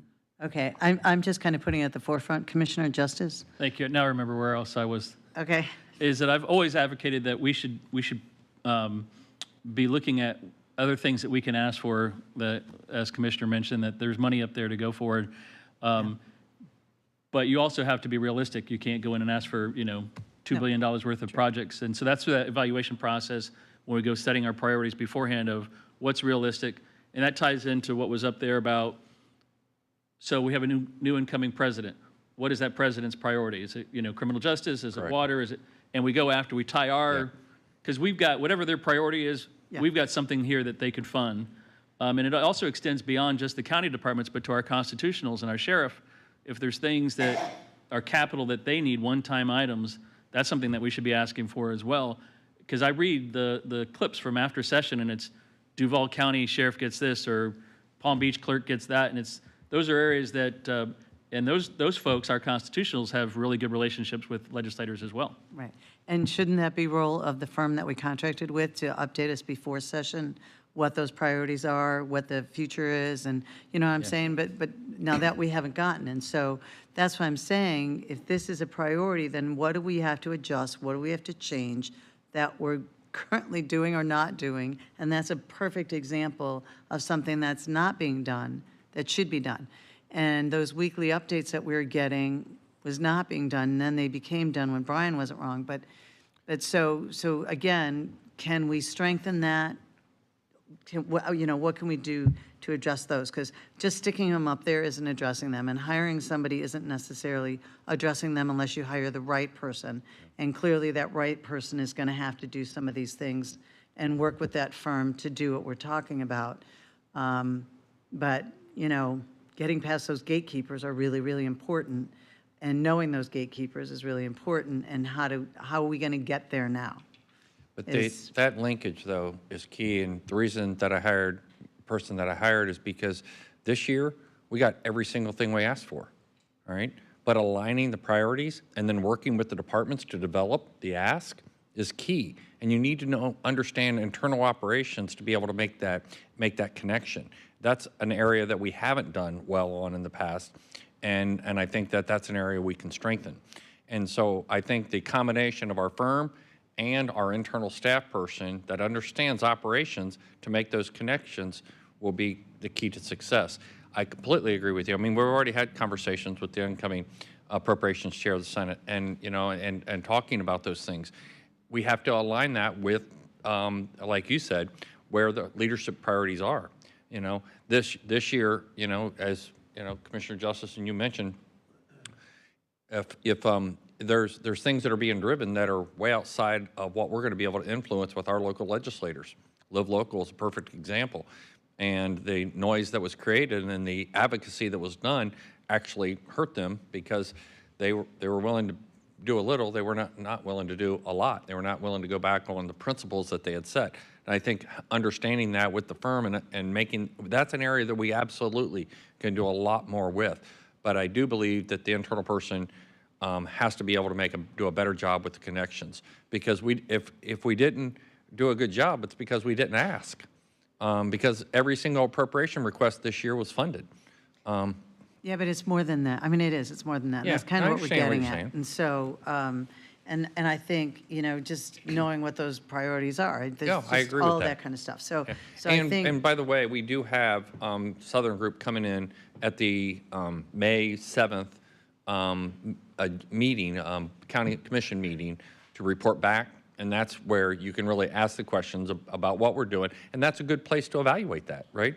And so we can continue to work on that. This year was an anomaly because we didn't have Brian. So we were kind of flying low without work. Tom filled in on that, but he was just picking that up. So that's, there's an internal support network that has to work with the lobbyists and make those connections. Same thing with like Harry. I think we're not asking for enough out of the federal government. No, we're not. But we've got to align. But we've got to align that out of departments to the request. He can only advocate. He meets with our departments, and he takes what we give him. And so there's definitely areas we can do a lot more with. And I believe the person that we hired will be able to make those connections, working with our state and federal lobbyists. All right. Get enough information on that? Yeah, I think this is, it's interesting to see. Watching it, I will tell you that a lot of counties and cities engaged, whether it's the Southern Group or other comparable entities. The process that we've often see in different places that I've worked with or at, where, just as Barry said, you've got an alignment of what's going on in the department operations, because your lobbyist is going to kind of understand the global aspect, but they're not going to know your operations. So to Barry's point, they're going to say, hey, we got this project, is this the timing to go forward? Most of the organizations will do, as you're setting your legislative agenda, you're probably talking through that, and by that time, you've hopefully flushed out many of those items, so you know what you're going to be asked for. And most of the places I've been either worked at or worked with have at least a post-session review where they say, here's your priorities, here's how we did and how we compared, and here's the challenges we encountered, and that leads to those conversations. I know you got a hybrid. You got somebody internal as well as external. We do, and this, Commissioners, this might be a good time because we're going to move on to another section and some of the areas that are going to be kind of open-ended, and we want to talk through those. But it might be a good time because part of kind of that reorganization and looking at the way we do our lobbying and our ask is really working with departments and align your strategic priorities. You just went through 150 different areas of priorities and projects and things. We're measuring all those. Now you take those and we link those down into departmental plans, and there's a whole nother series of efficiency measures, deliverables, and ways that we're tracking performance. And I did want to introduce our performance management team that we have out here. We got Olivia, Sophia, and James that are out here. We're actually bringing those up into our office. I think they've been over with Chris and working on budgets and trying to align the efficiencies, but these are your strategic priorities. And so we're going to bring them in our office to where they have direct access to where we can do more than just one person working on these items. They can be working with departments day to day, and they can work on these reports, and they can work on the information on all the different priorities you set to make that better connection and report back. So I just wanted to take an opportunity to introduce them and really talk that we've heard you about the alignment issues, and we're trying to do some reorganization to better align and make that and make progress in some of those areas. So anyway. And Chair, in response, I heard loud and clear a desire for some sort of metric, some sort of analysis to figure out how you're tracking. How do you measure success is, in essence, I think what you're getting at, beyond kind of the broad focus of how you do it. I think that was something that came out of today's conversation, so appreciate that. Okay, great, thank you. The other piece, in a similar vein, you've got this living, breathing document called your strategic plan. And there was a desire to say, once we land that plane and you've got a plan in place, that you want to have something that you could share to your constituents and could be shared on the website or whatever the tracking process might be, as well as your updates, because obviously that's a living, breathing document and you got things that are happening throughout the year, and how do you do that? So we heard that, and your staff heard that, as far as how to best get that information so you can kind of touch this plan. Most of the organizations I work with touch that plan at least on a quarterly basis. Some do it semi-annual, but many of them do it on a quarterly basis. And then as items kind of rise to the occasion because of a funding issue or a legislative change or something, gets more attention accordingly. So those were the new additions we had heard. So I think hopefully we've captured most of those with a couple nuances we can refine. But as Barry mentioned, there were some items that the staff felt we heard you say that you wanted to have some influence on, but you don't necessarily fully control. So we landed on this of, that you want to influence change with some of your partners, but you don't necessarily have the foot on the finger on the scale where you can actually push it and make it, because it's outside of your outside of your total control to do with. So these areas incorporated public transit, and what you can do to help address your goals and objectives as it relates to reducing traffic congestion. And transit is obviously a piece of that component. Part of that was the possibility of waterborne transportation, the review of what that looks like. So I'll stop there on those are the two that dealt specifically on transportation. So I'll stop there if there were any comments or other areas that anybody wanted to elaborate or provide any further commentary on. Okay. There was also recognition, and this gets back to some of your workforce development training programs, but I think it went beyond that because it also affected housing and some other elements, that you wanted to basically serve as an ability to help convene or address or in some way, shape, or form help your nonprofits do their jobs. If that's something that maybe there's a need or an element that is not currently under your authority, but maybe there's something you could do to tweak or adjust, that would be something that there was an interest to proceed with. And the last item that really dealt with the piece we spoke a little bit earlier, that there's a recognition that you've got sheriff departments separately elected. You certainly fund and support that operation. And in a similar vein, you've got a court system, as counties have here in the state of Florida, but recognizing that you've got some elements of control, but not really the total ability to dictate the direction of those functions. And you wanted to basically respect the fact that they're part of your family, but whatever you can do to help and support that is separate than some other departments where you actually have total authority and control of. So those were areas that we said we didn't quite know where to put them yet. So staff and I are still trying to figure that out, but there's a recognition that you have an opinion about these topics, and you want to make sure that that gets voiced in some way, shape, or form. There were also some other items that are in your plan today, but they were we put them off in the parking lot, and I'm going to let Barry kind of speak to them because some of those will have workshops and programs associated. But at the time, there was a discussion. You had an ambulance service request for proposals that were out on the street at the time we last met. Some of the topics you were concerned about were the inter-hospital transfers, the transports from fire department EMS operations, what the costs were associated for all the players, and that recognizing that the hospitals weren't the only element that should be driving that. They had a strong opinion because of the implications of their respective operations. So when talking with staff, we decided to kind of put that off to a parking lot, and I'll let Barry kind of react to it from there. Before Barry starts, I just want to say the hospital transfers, it was really about patient care. If it took a long time for them to get transferred from a standalone ER to the hospital, and it's really like a department of the hospital. And what Sunstar did is they gave the hospitals a phone number in which they could call when it was a patient that was in severe pain that they would get bumped up. and that phone call has proved to be very effective, and so they no longer are interested in getting in the business of inter-hospital transfers. So For that one. for that one. I've not heard from any other hospitals if Yeah. they want to do it. So it could be that may be a resolution that's done with that phone number. Correct. And if that phone number stays in the new contract, that is an availability in the new contractor with whoever wins that RFP.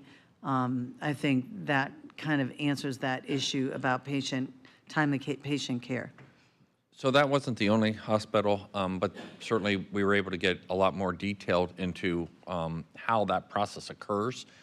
There's some bureaucracy within the hospital system itself on who makes the call, and then also obviously Sunstar's response and having timely response. I've heard similar issue, with another hospital, and they're meeting with them. I think the key here, though, from a strategic standpoint is, and I know staff's going around and briefing you one-on-one right now with the ambulance RFP. I believe so, yes? Okay. The RFP doesn't preclude any changes that we make in the system. So we can handle if there's a one-off and a need and it proves successful. And that was one of the concerns that I heard from you as commissioners. Are we going to issue this new RFP and that contract somehow prevents some of these issues? And so there's workarounds that we can do. So I think we can deal with the individual request or the individual issues separately from having to make sure it's a policy decision prior to issuing the RFP, which is one of the big concerns I heard from you. So from my standpoint, I think it's an individual decision, not necessarily a strategic issue, and we can handle individual issues regarding how that contract is administered as it comes up. If you're okay. Process on that? Okay. There you go. Gotcha. All right. Well, the next steps that we see taking place is we appreciate number one, your involvement with me individually as my sessions occurred before our first session, certainly the engagement we had in our initial session we talked through, and then certainly this morning. The hope is that we could kind of land the plane on the topics that you wanted to change or add commentary to. We've clarified a few of those points today. That's certainly part of the process. We'll work with staff to get our notes in alignment in terms of what we heard today. And then what I understand your process will be is Barry and Kevin and the team will then be working with the staff to incorporate the revisions to your plan, to incorporate the new priorities, and that will then be coming back to you as part of your ongoing budgeting process. But we want to make sure we did that before we got too deep into that to make sure we heard exactly what you wanted and any changes or transitions that you might want to have. So with that, I'll turn it back to Barry. Yeah, if we've captured this, then we can use this. We'll refine the wording. We'll send this back out. That'll then help us in alignment with the budget priorities, which we're going to talk about next. And then ultimately, this will feed its way down into departmental work plans, which are their task and for this next year. So. Great, thank you. Sense. Any other additional comments before we move on? I appreciate all the hard work you've put into this. We truly appreciate it, and thanks for your continued work. My pleasure. Thank you, Chair. Appreciate it. You've all been great to work with. I will see some of you tonight at I'll the see you tonight. CRC meeting. Today is Pinellas County Day for me as well. So. Thank you so much. Right. We're giving him an office. He can just stay here. Doesn't have to drive back to Lakeland. But yeah. And so next up, in alignment with the strategic plan, is the budget guidance. And so up comes Chris Rose to walk us through our thoughts regarding that. Good morning still, Commissioners. Chris Rose, Office of Management and Budget. I have 7 slides for you, and I'm going to go quickly through 5 of them, and there are 2 that we're going to camp on just a little bit. Thank you. He had 21, so we're doing better. No, sir, I know better. So this is the same follow-up that we had on February 15th. We talked about strategic plan, and then we moved into budget. So to state the obvious, the session is over. There are no major FRS bills this year, so we can have sort of a budget discussion without that hanging over our head. Now, just to clarify, that's the COLA bill. There's still updated FRS rates, which will impact us financially. That's their annual actuarial study that they do. So it's the big impact, but we still get the minor impact. So. That's correct. There are still some changes to our retirement costs, but they are not the big one, the unfunded mandates in particular. We are still assessing some of the potential unfunded mandates at both the state and the federal level. Some are starting to emerge and starting to come into focus, and we're seeing it. And just as a piece of context, we're still looking at a countywide property tax roll going into next year of 5.5%. That's what it looks like. That's what the property appraiser and our team have been looking at, which I might add is substantially lower than it has been the last 2 years. We are deep in the middle of the budget process right now. We had 2 meetings yesterday with the county administrator with 2 large departments. We have several more to go. And generally, departments are turning in, and appointing authorities are turning in generally flat budgets out there. That has been the request this year, and we're working through that with each of them. It's an individual case-by-case basis. And constitutional officers' budgets are not due until May 1st. So we really don't have more than half the budget to look at as yet. So we're still working through the process, but we are in that process. So here's what we're really here for today, is the budget guidance. And commissioners, I'm going to just flash two slides. There are 5 bullets on these slides, and they have not changed, not one letter from February 15th when we were together before. So they are back in front of you the same as they were, and we're looking for your feedback on this, and I will just read through them. Capping the property tax rates. Budget should be structurally balanced. Other funding sources should be used ahead of property tax funding sources. Fees will be gradually increased, and the reserves policy will be 2.5 months. Those are the policies that we've got in front of you. Welcome to others, of course, but those are the 5 that we're looking for direction on. And I'll just pause there.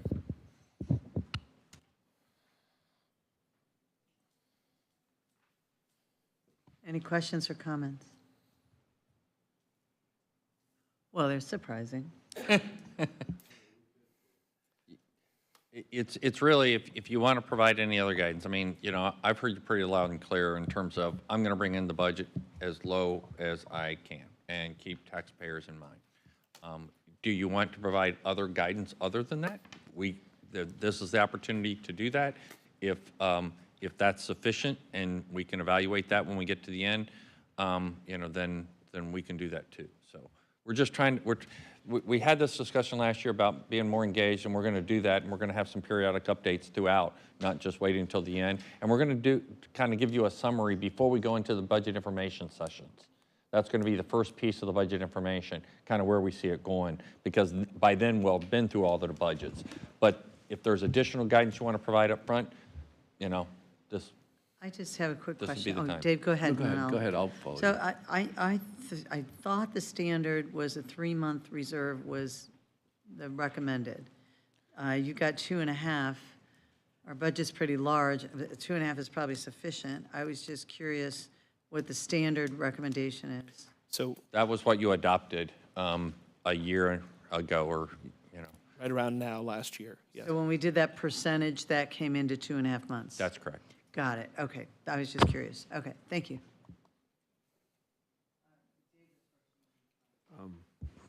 Yeah, so I'm not quite sure. I think one of the slides you talked about submitting flat budgets. Does that mean no increase at all, like the cost of, cost of living increase? And what are stress tests? Is that things that they're really going to be hurting if they do this budget that they're presenting? Is that what, I mean, I'm just trying to understand So that. the flat budget is, you're presenting a budget that is no net increase. We still will have to deal with healthcare costs, salary increases, things like that. But we're asking them to eat, contractual increases, prioritize spending within their departments. That is a flat budget. I will tell you that we're in the departments that report to you. So it's easier today than it will be, I don't know, maybe after May 1st, when I start meeting with those departments. you know, so I'm sure I'll get some different pictures there. But the other piece to that is we have asked that they provide 3 and 5% cuts, okay? Some can, you know, can do that because they say, okay, well, then I won't do X, Y, or Z. Others means that, you know, I've got to cut a service. I mean, think about administrative services. I met with them yesterday. They take care of our buildings, and our buildings are getting older. So how can they meet that cut? They can, you know, clean, you know, once a day and not have porters during the day, okay? And then, you know, bathrooms. I mean, it's things like that. So, you know, we can, out in Kelly's shop, we can cut the grass 12 times a year rather than 15 times a year in the medians. It's service level reductions, and we've asked each department to prepare those. And then as a policy board, you can determine whether or not those are worth it or not, you know, because it goes along with the cost of providing service. So does that mean, is that when you go through that process and certain things jump out, are those the stress tests that they're going to show us basically? Like here's our flat Yes. budget, but these are the 2 or 3 things in our department that we're going to have to change to accomplish that. You're going to see a combination, okay? And the reason I say that is I'm really proud of our departments, okay? I really am, and you'll see this when one thing we didn't do last year is to show you all the cuts that we made before it ever got to you, okay? And we need to do a better job of articulating that because we found a lot of efficiencies in our departments that they implemented because they found it was the right thing to do. Well, I'm seeing the same thing this year. I've got departments coming in saying, well, I already cut as part of my budget submission. I didn't have to present a 3 or 5% cut because I found efficiencies and I cut those out of my request. So, you know, so you've got a combination of like that, and then you got other ones where, you know, it's a small department or it's all people, and so the only way they can meet that cut is to actually cut something out that they're doing. So it's, with so many different departments, you've got just a variety of things that, and so we'll have all that information available for you as we go into the budget process this year. Okay, my only other comment. I'm sorry. Commissioner Flowers, just a second, we've got 3 people in front of you after Oh, Commissioner I'm Evers. sorry. My That's okay, apologies. you didn't know that. Yeah, my only comment, and I'm looking at the budget guidance and all of this stuff, and I just want to make sure, from my perspective, it's clear that one of the concerns I've had over the last 2 budgets is that we were using an 11 to 12% increase in revenues to fund our budget. And you know, again, I understand some of the rationale behind it. We're only going to get 5 or 6 this year. Yep. I'm not expecting a millage increase to offset 11 or 12%, just from my Absolutely not. perspective. So again, I'm not quite sure what some of your bullet points meant here, but I just want to make that abundantly clear. So thank you. And so if you guys wouldn't mind, she's going to get in her car. So do you mind if I let Commissioner Flowers go first? So Commissioner, since you are going to get in your car in a minute, I'm going to have you ask your question now, and then we'll go to Commissioner Scott, Commissioner Long, and then Commissioner Latvella. Thank you, and thank you to my colleagues. Really quickly, I just wanted to say that I don't have a problem with looking at how we stress test departments. I just want to make sure that whatever cuts that are being taken do not hinder service delivery, especially when we're looking at increasing the rates of certain things that they'll be passing. And I know that we're going to attempt to do a lower cut on the front end so it's not so large on the back end.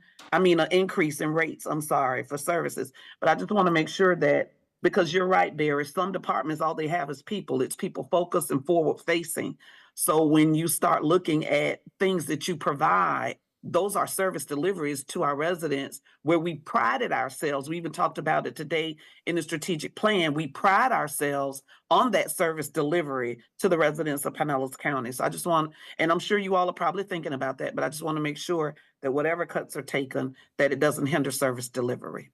Thank you, Madam Chair. I'm going to sign off and then I'm going to cut back on when I get in my car. Okay, Commissioner Scott. Thank you, Madam Chair, and good morning, Chris. On the previous slide where it said 5.5% projected growth, did that come from Mike Twitty or the state? We've worked jointly together on it, so yes, it's a couple of discussions with him and his office, and I'll say what he would say in this situation, it's early. Yeah, right. Okay. And that, I guess, goes to my next question is, if I recall, I may be wrong, maybe you recall, Was last year's projected at 8 and then ended up at 12? It was, at this stage of the game, it was closer to 9.5, and it ended up just under 12. Okay. Does it typically go that way, meaning it's projected here and ends up here?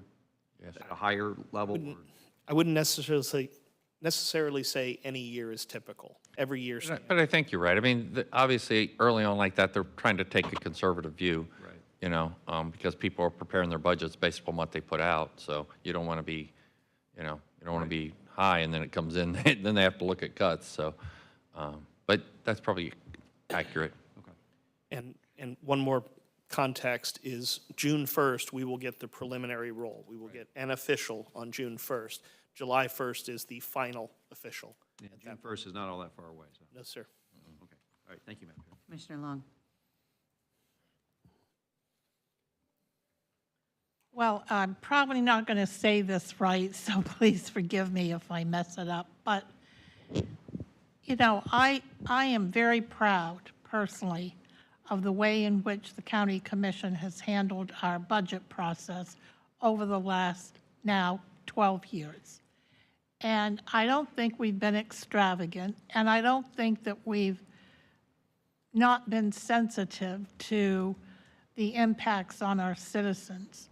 What I'm also very proud is the quality of life that we have been able to provide for our citizens, because very shortly after I was elected to the county commission, we developed a motto for how we operate, and I don't think we've changed it, and that was to be the standard for the best public service in America.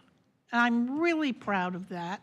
And I'm proud, again, of the whole budget process that has been developed, Chris. So thank you for your leadership and Barry on taking that so seriously. What I really hope that you'll do is that when you come back to us with our proposed budget, I would like to know, I know this is a little bit getting in the weeds, and that's really not our job, but since we have this decision to make, I would really like to know what are those cuts that have been made in order to achieve this goal that we have set. Because I know in my own personal financial life, everything in the world is increasing, number one. Number two, the prices at the grocery store are shocking every week that I go. And I say to myself, what on earth, where is the limit? Do I really need this? And, this is how I'm thinking as I'm walking up and down the aisle. So again, that's going to be really important to me, is to see exactly what the departments have cut and how it will affect our citizens. Because over and over and over again, to me, it's remarkable. We have our budget hearings. We have never, except for when we did the stormwater thing, we've never had a huge group come and complain about our budget. To the contrary, in my walking around and talking to people throughout the county, they love being here and they love the quality of life. So I pray that we don't do anything to screw that up. Thank you. Commissioner Latville. Thank you, Madam Chair. Barry, last year when we did the stress tests, was there a 10% option, or was it just 3 and 5? 3 and 5. Okay, thanks. Any other additional questions, comments? Okay. More to come. Thank you so much. I'm going to just finish with one slide here, which is everything we've said already. We take seriously what you've given us. We're going to base our budget on the guidance given. And as Barry said, BIS first day is going to be a big overview, so we're going to have a chance to talk about it. And we're going to have some of the larger departments earlier this year, whereas in the past we've had them towards the end. So a little mixing up of how we do that. But thank you for your time. Great, thanks, Chris. We're going to move on to the airport. All right, Tom can come up and answer all your questions. Who's the airport? Where is it? You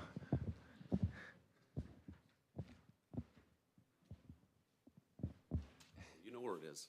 It is. I met with him the other day in his budget hearing, so we talked about some of the things that, I've heard at our last couple meetings, so.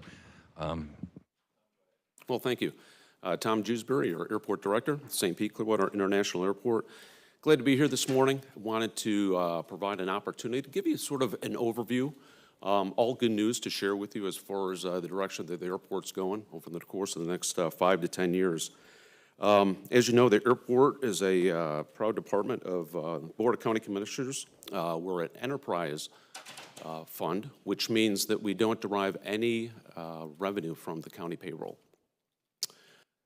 We are also debt-free. We sustain ourselves as far as our capital improvement program, primarily through federal and state grants that help subsidize a lot of those projects. Our operating budget looking at FY24 is about $9.8 million, and we run very lean and mean. We're a 24/7 operation. We have a fire department, operations division, maintenance that are there 24/7, and we do that all with 65 employees. So we are very financially responsible in the way that we operate the airport. We also have great partnerships with the TSA, the FAA, and DOT, and we've been able to leverage those relationships in obtaining financial funding for the airport. The other thing, of course, we are competitive with other state airports, and the way we say that we're competitive and the way we try to attract airlines is to keep that cost low to the airline. For every dollar that they give back to the airport, we accumulate about over $4 in indirect revenue through concessions. So we do that, again, when we're out there trying to attract airlines to show that they have opportunities to go ahead and increase their overall revenues. Before you go on, Tom, Yes. Commissioner Scott has a question. Thank you, Madam Chair. Good morning, Tom. Good morning. So is that 427 indirect concession charge, does that go to the airport or that goes to the concessionaires? That is a good question. That is our share that comes back from the concessionaires to the airport. Okay. In terms of the lease arrangement they have for the space, or is that a lease plus revenue share? How does that work? It's both. Both. Okay. Yes. Got it. Okay, thank you. And we'll talk a little about concessions a little more later. Again, we're very blessed that we've seen a lot of positive growth. Of course, very aware that Allegiant is the dominant carrier at the airport. Also, Sun Country Airlines, yes, we are actively trying to obtain other carriers to the airport and regular discussions on a minimum of a monthly basis to try to seal those deals. But what you should be proud of is that for your size airport, for us to offer 64 nonstop destinations is not the norm, especially for our other airport or friends at Tampa International. For us to be able to provide this level of service is great. Domestically, again, we do 64. I think Tampa's up to 82. And there's really a small portion of those that actually overlap. So between Tampa and PIE to offer those amount of nonstop destinations to our community is certainly something to be very proud of. Also sort of focusing on Allegiant, they're actually the fourth largest airline in the Tampa Bay area as opposed to as far as number of passengers served. And again, with Allegiant, they offer service to 130 cities, which is, I think at this time, it's even more than, we'll say, Southwest. And for those amount of cities, your airport, PIE, is actually ranked at the second largest behind Orlando, Sanford, and then followed by Las Vegas. So a lot to be proud of. Again, we continue to see the growth, trying to keep up with it. We've done a good job, and we'll talk a little later as far as what we're doing to continue to meet that growth. You'll see the jump in passenger traffic. We were able to regain a quick recovery after the pandemic, faster than a lot of airports throughout the nation, even throughout the state of Florida. We increased passenger traffic last year by 2%. We've also had a significant jump, just if you see right there, going from under 1 million passengers about 11 years ago to 2.4 million passengers right now. One little quick thing I just wanted to mention to you that was sort of neat. Because of the accelerated rate of passenger growth that we've seen, and also the improvements that we have on board in the years to come, that we were actually recognized by the Smithsonian Institute, National Air and Space Museum last year, as one of the growing airports in the nation. So that was sort of a neat accomplishment. Great. Tom, Commissioner Eggers has a question. Yes. So, hi, it's good to see you. So when you talk about the passengers that love pie, I have to think about the residents in our community that have issues with what goes on at late night hours. So if you could maybe just summarize, not only for us, but people who might be listening, what we try to accomplish through an agreement with Achieve, listen to me. Thank you. I just drew a blank. I got you. Yeah, thank you. So if you could maybe talk a little bit to what that kind of agreement is, what we're trying to accomplish, and then the things that may be out of our control that affect it. Talk a little bit briefly about the number of flights that they're actually scheduling within that time frame that they shouldn't be scheduling, and just the general relationship that we have on a day-to-day basis with them about that issue. Sure. You know, as we continue to grow the airport, and then that's the direction we want to see, to provide that economic impact to the community, the flight options, there's a balance in doing that. There's a balance in doing that with what it means as far as noise generated by the air traffic. We do have a noise abatement task force that we meet that's represented not just by the airport, by the airlines, but also by our communities, specifically communities surrounding the airport.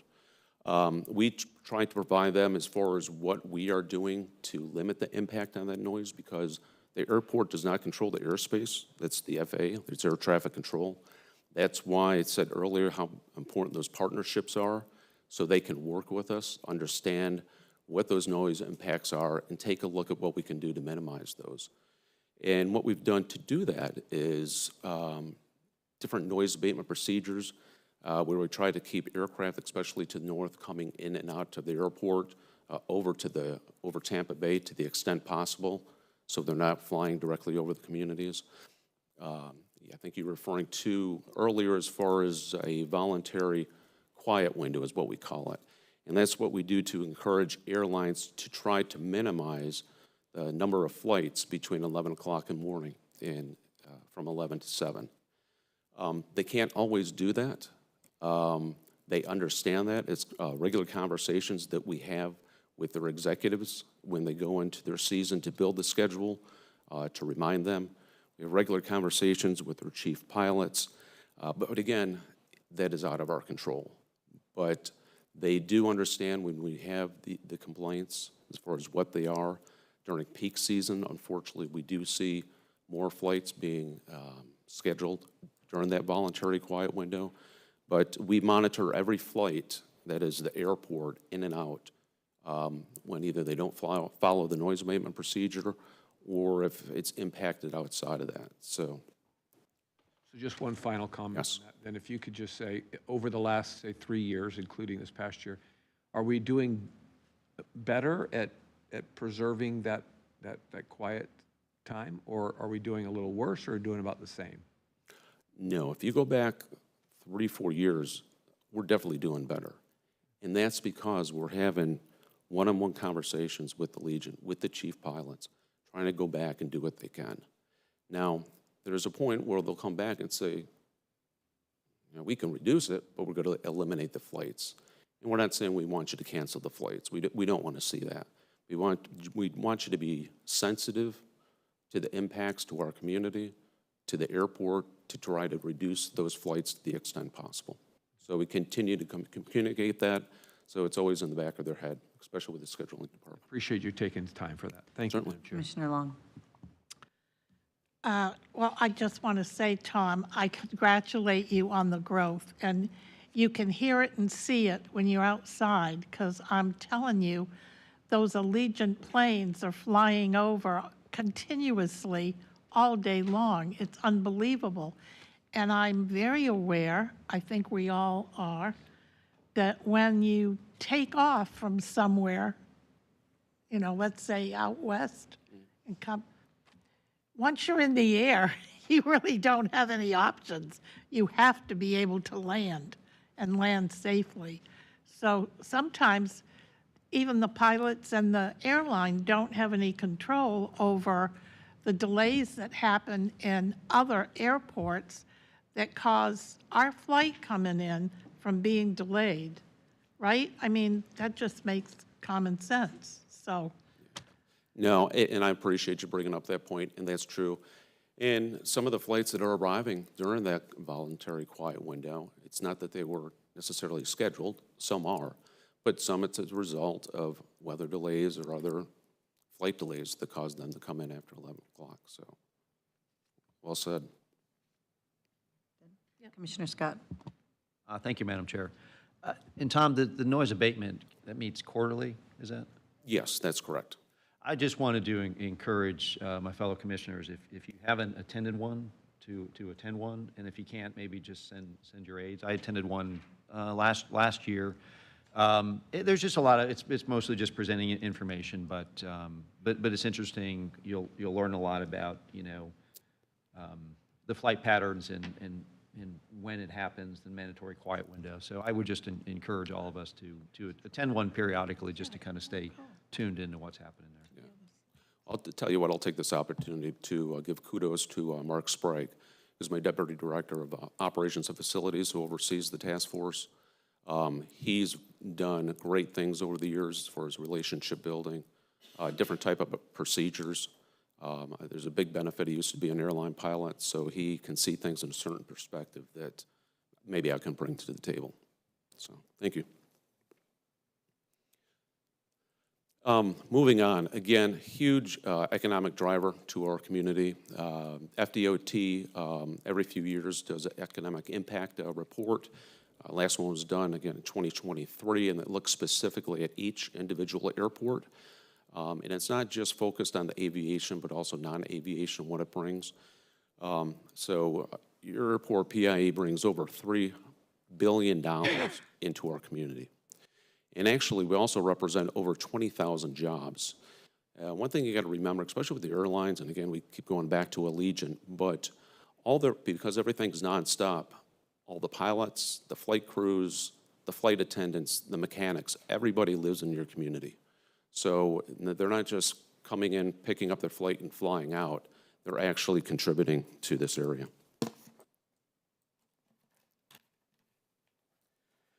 One of the things that we're really seeing continued growth with the Legion, and actually have a meeting later this afternoon to talk about future continued growth and how we're going to work on that, is that Allegiant has really expanded the way that they market themselves.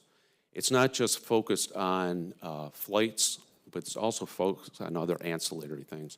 They have numerous relationships with the hoteliers here in our community. They deal directly with Brian and his staff, the CVB, as far as trying to market that. And Allegiant sells packages. They just don't sell flights. They've become more of a name recognition over the year, and they've built up to that. You've probably seen, and you'll see on that slide, that they have the naming rights to the Raiders, the Las Vegas Stadium. They also recently, a couple months ago, opened up a new hotel, which is their own property in Punta Gorda, trying to make that a focused destination for them.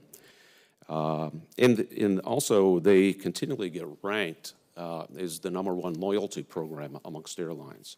So the reputation they have built over the years, They had some hiccups about 10 years as far as reliance on flights being on time, which is certainly, they put them well past them and made a name for themselves. One of the things that's exciting for our growth is that Allegiant is in negotiations, actually more than negotiations. They submitted an application with the Department of Transportation to go ahead and have a code alliance partnership with Viva Airbus, which is like Allegiant, an ultra low-cost carrier, actually the only one in Mexico. So that will expand their market, provide PI with direct service into Mexico, more tourist destinations. So they currently are waiting on DOT approval for that. We have been advised that once that it gets approved, Orlando Sanford and PIE will probably be amongst the first couple airports to go ahead and see that direct service into Mexico. Long has another question. Yes. So does that mean that you're also going to be one of the first airports to receive those new planes that they're bringing online? Yes, what you're referring to is, yes, right now Allegiant has a full Airbus fleet. They are going to be acquiring Boeing 737 aircraft. They're going to be taking those on board this year. And yes, those 737s will, the first round will be coming to St. Pete Clearwater Airport. And do they require a longer runway? They do not. No.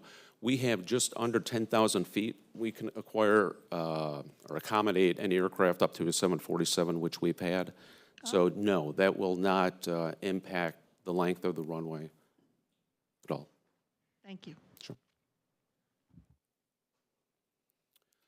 Some of the improvements, at least to the terminal, that we've made over the past couple of years is we've completely redone our airport concessions. We've opened up several new food and beverage and news and gifts. I think a lot of you are aware, and we're there for the ribbon cutting for Mazzaro's. We got Three Daughters Brewery. We got Dunkin' Donuts. We also had a restaurant that opened up in 2023, which is pre-security, called the District Pub, representing the St. Petersburg area.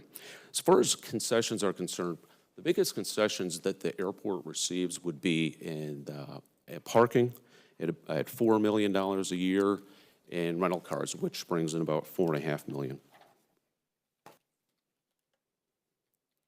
So there's more that happens outside just the terminal and the runways. The airport itself makes up 2,000 acres, and if you take a look at this slide, the area that's shaded in green represents all the county/airport property. Half of that 2,000 acres is the airfield, and then the other is ground leases that we have. Ground leases, we have an airport business center, we have several restaurants, Chick-fil-A, Cracker Barrel, to name a few, banks, and also even the county, the Criminal Justice Center is one of the tenants of the airport. So that generates a specific or big revenue generator of over $4 million towards the overall revenues. Now, focusing more on the non-aeronautical portion of the airport, we are getting close to pretty much being fully developed. First undeveloped property I'd like to talk about is what we call the Turtle Club. It used to be a restaurant/club. It's about 9 acres. It's undeveloped right now. We did do an RFP about a year and a half ago, and we had Marine Max that we went under negotiations with. They wanted to do boat manufacturing there. They went ahead, did their due diligence, took a year doing it, and came back and fortunately said that as far as the return on investment for the infrastructure development, the impacts because of floodplain issues did not make financial sense for them to go ahead and develop. So we're taking a look at that, and I will say that as far as any type of property development, we work hand in hand with Dr. Johnson and her staff. We're talking with them all the time. So we're trying to look at other opportunities to develop that. If you drive by that on a regular basis, you'll see that there's a lot of cars parked out there. We are allowing a temporary use for the St. Pete Auto Auction to go ahead and use that to stage cars. Certainly not the highest and best use, so we will be looking at going out to an RFP at a later date for future negotiations. Another thing that a lot of developers have their eye on, and that's Airco. That's a 130-acre parcel that used to be a golf course called Airco Golf Course. We've done a lot of studies, taken a look at what that development looks like. It would be divided into two types of development. One aeronautical, which is dependent on the airfield, and other non-aeronautical. Since we've done our studies, since we've done the master plan, since we've done our stormwater master plan, a lot has changed. The 100-year floodplain has changed. Also, the LIMWA, which is the limit of moderate wave action, limits what type of development can happen in that area. So we went from 130 acres down to 80 acres that we can actually look at developing. Even to do that, the infrastructure that's needed to develop that, we need to elevate that property by about 2.5 feet. We need to improve other infrastructure, roadways, septic, stormwater. We're looking as much as about $30 million just to be able to look at developing that. So we're sort of scaling things back, sort of switch directions. I talked about the types of development. In order to develop aeronautical, that would be ramps, hangars, things of that nature, you have to get a taxiway to connect to those ramps. So we're finishing up design this year for that, and we'll look to go to construction to build that taxiway next year. And again, that'll provide us the ability to make that aeronautical development. So there's a lot of things in motion. Unfortunately, it's certainly not moving at the level that we would like to see it, but nonetheless, we're pressing on to see that development. And I heard earlier today, as far as the Live Local bill, just to let you know, the airport, or I should say airports in the state, have been adamantly opposed to that. For that development, it cannot be considered, it can't be used for residential. FAA refers to it as incompatible land use. So that's why we've been pushing back to say, should you ever consider putting any type of residential there, we're going to have significant noise impacts and issues.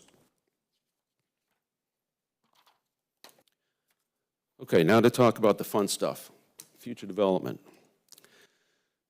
Well, we've done a lot to improve the terminal over the years, certainly have done a lot to modernize the terminal that was built back in the 50s. But in order for us to go ahead and continue to grow with our current airlines and also attract additional airlines, we really need to look at ways to expand, not just expand the terminal, but look at efficiencies. And what I mean by efficiencies is the way our terminal is laid out.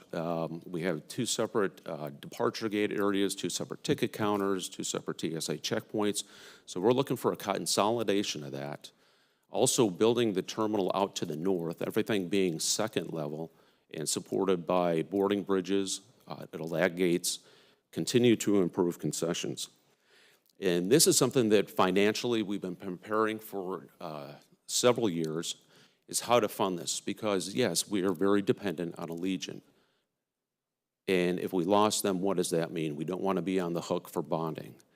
So we have been able to secure $110 million in FDOT grants, FAA grants, and airport reserves to be able to go ahead and pay for this project with no debt. So when those estimates were made during the master plan, it was done with inflation. We'll see how things shake out, but we are going to be coming back to you in May to award the design to the recommended firm and start that design this summer. And then it's going to be a construction management at risk project. So that means we'll be bringing on the contractor early, about 30%. And at 30%, that one we'll have an actual vision of what that terminal looks like. And we will come back to the board and do a presentation and hopefully get your buy-in as far as what that vision looks like, and hear your comments and feedback. And yeah, once we have that, we have our golden shovels ready for you to come out to the airport to do groundbreaking with us. Parking. Parking has always been an issue, not just for us, but other airports in Florida that are growing at this level. We are maximized as far as surface parking. We do have one economy lot that we were looking at expanding. The engineer's estimate was $4 million. The actual bids came back at $7 million, which would mean an extra $3 million out of our reserves. We knew we had to go vertical with the parking garage, so we're going to go ahead and use that money to do just that, go in the direction of building a parking garage, most likely in front of the terminal. We have a contractor design firm on board right now that's just basically taking a look at the siting of the parking garage and where it should go. As far as how do we fund that, because parking stalls are going at about $40,000 a stall, we're looking at least 1,000 stall parking garage in addition to what we have. We collect what's called a CFC, Consolidated Facility Charge, that the board approved about 7-8 years ago. And that's collected from rental cars, and that money comes back to the airport, and we use that for future development. So right now, we have about $17 million in the bank to go ahead and be able to put towards that parking garage. But if we're looking at a $40 million project, how are we going to pay for the remaining? We still will be collecting the CFCs to offset that cost. We're talking to FDOT right now. They have a loan program, very reasonable interest rate that we're taking a look at that. And again, should we have to take that loan from FDOT, we think we can pay that off in 8 to 10 years.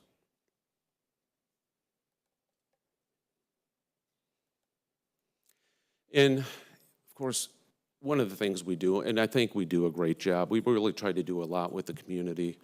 Certainly several of you, if not all of you, have attended the honor flights that we continue to do, and we're proud to be part of that. We also do a lot of the community outreach.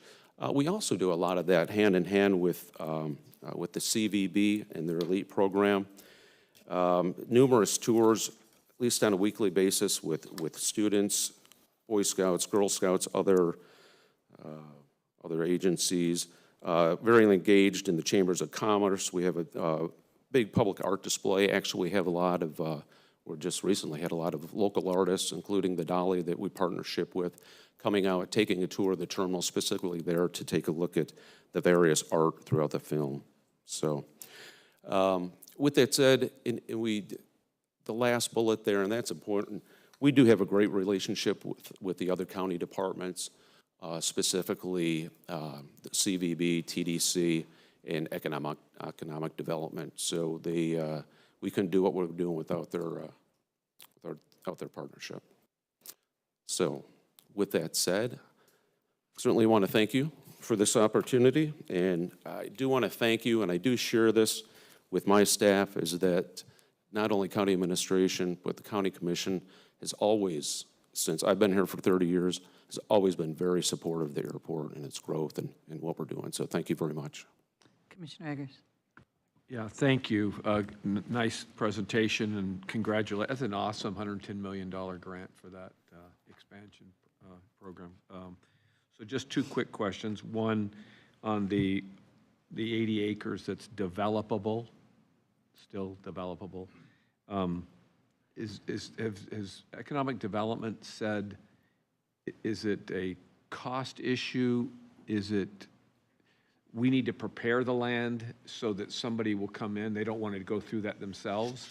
In other words, we could lease out the land cheap and let them develop it, but there's a lot of time for that. So is there any feedback on that? Yeah, all the developers, they want to develop tomorrow. And there's a lot of lead time to that. We have, I can't even tell you how many meetings, how often, with different developers that are interested in doing it. We're working also with Space Florida for their different opportunities for them to help fund it. We are certainly willing to give consideration and negotiations as far as rent credit. What does that look like? We have obtained some FDOT, not a lot, about $4 million FDOT grant funding to help put towards infrastructure. So we're sort of building towards that. But yeah, there's a lot of challenges. The biggest thing, yeah, they want to develop now. Well, I was just thinking, to the extent that we can start laying some groundwork out to take away some of that lead time that's necessary, I mean, I think we should consider it. It's a valuable piece of land that, you know, again, if it's $30 million, I mean, it's, you know, you probably could get somewhere around 40 or 50 if you sold. You can't sell it, but, you know. No, and you're right, and we can focus on certain areas, and that's what we're taking a look at right now. Let's take a look at just the aeronautical portion. What does it take to get that? There is, I'll just be honest with you, it gets very frustrating as far as the floodplain issues. As soon as you move forward, then it changes. And then as far as the number of ponds, the stormwater impacts the surrounding communities. But we're trying to, okay, well, let's at least move in baby steps to try to get that. That's why we've already done the environmental assessment, got that approved by the FAA. Pretty much finish up with the design on the tag, so we get that done. And in the meantime, what can we do to prepare for that for other infrastructure? And we've done that as far as some of the projects we're doing right now. Fill dirt coming off that, looking at opportunities. Fill dirt is not found within Pinellas County, so it comes at a big price tag. Well, thank you for that. And the only other question I had is maybe just, I've heard in the paper there was a small plane that crashed recently because there was not a beacon. They couldn't find a beacon. What is a beacon? And is that a visual, or is it a radar thing that identifies where an airport is? Obviously, we have them, but do most of the small airports have them? And that kind of... I can tell you what's at play right now is you're referring to Clearwater Air Park. Yes, no, they don't have an airport beacon. That flight you're referring to, or the small plane, was en route. Honestly, I forget. I think maybe it was from Venice going to Clearwater Air Park, trying to make an emergency landing at PIE. Unfortunately, they had engine failure, didn't make it. Airport beacon is it's a visual navigational aid, if you will. To simply put it, it's a big light on top of a pole. One side's green, the other side's white. And it's sort of, when you're flying at night, it provides more of a visual marker as far as where that airport might be. And no, at this time, again, I can't speak for Clearwater Airport, but no, they do not have one. So is that a standard that most do or don't? Or commercial airports, such as us, yeah, that is a standard. Smaller ones, smaller airports? Smaller ones, yeah, it's not mandated. It's not mandated. So, okay. Again, it's hard for. I understand. Yeah. I get you. That's fine. Thank you. Sure. Commissioner Scott. Thank you, Madam Chair. So, Tom, what do you think after all of these improvements are done to the airport? You know, last year we carried 2.5 million passengers, which is a record. Where do you see it going? What do you think that maximum capacity is? You know, understanding there's a limit to how many planes you can land and launch. You know, but in Allegiant doesn't fly every day. So, what do you think that ultimate capacity is, and what's it going to take to get there? Sure. When we did the master plan, it took a look at those passenger levels, if you will. What are the key points when you have to start building for it? When we're done with this will give us the ability to handle 3.5 million passengers. We're under 2.5 right now. As far as the operations, meaning a landing and a takeoff of an airplane, that right now is a non-issue. Out of all the operations, out of all of landing and takeoff, 70% of that is general aviation. That's your corporate planes, your single engine aircraft. You also have about 10%, which is military, and then 15% or so, which is commercial. So our operational ability to go forward in the future, we're in a very good place. Okay. So it would probably take, I mean, to go beyond that, do you think that 3.5 million passengers will happen with Allegiant, or is it going to require additional care? The intent that it's gonna be a little Allegiant and others as well. Yeah. Great. And one last question. So we've had some discussion at PSTA recently about developing some more tourist-based services. And, the strategic plan review we just had, we talked about, congestion, because we have 1 million people that live here, but we have 15 million visitors each year, which puts a tremendous impact on our transportation infrastructure. So just conceptually, if a shuttle service was going to leave from PIA, say, every 30 minutes to go to the beach, is there space for that to happen now? The answer is yes, there is space for that to happen now. That's also going to be looked at as part of the parking garage, and how does that sort of intermodal fit work? We have talked to PTSA, and in fact, staff is meeting with them, it may even be this week or in the next couple weeks, to talk about what that future looks like to make sure they're on board. So yes, we're definitely interested in seeing that in the future. Great, thank you. Commissioner Justice. Thank you, Madam Chair. Going back to the Airco property, 80 acres developable, and I'm assuming you're talking about some that would be limited to aviation. That would be the northwest portion, and then the southeast would be more for maybe other types of development. Yeah, let me go back. Yes, now the aerial that you're looking at here, actually to the top would be west. So it would be in fact, the western portion of Airco, which would be the aeronautical, the portion of it. And then the remaining area to the south and to the far east would be non-aeronautical. Well, and that's why we've been working with economic development, because we've heard from the board and from the county administration that they want to see high-paying jobs in that area, not just warehouses. So that's the type of discussions that we're having with various businesses that approach us. And none of that Airco property now has got infrastructure for development at all? Not really? Very limited, no. And the fill cost, I mean, I think that was the biggest piece that really, the cost of fill. Yeah. I mean, that was a game changer. And the elimination of residential as a consideration was air noise, or was it zoning, or was it cost of infrastructure? We just eliminated it from consideration. No, it's primarily focused on noise, and that comes down from the FAA. They look at what incompatible land uses are, and what that means is that there's sort of a noise footprint that surrounds an airport, and within that noise footprint, they do not want to see residential development. So whatever development we do in that area ultimately has to be approved by the FAA, and that wouldn't happen. Nor would we want to consider a residential area and areas are going to be significantly impacted by noise. I just, as we had conversations earlier, and Sure. we talk about 80 acres, we talk about housing needs and property that we control or own, and it's literally across the small old street from hospitality and hotels, that southeast corner.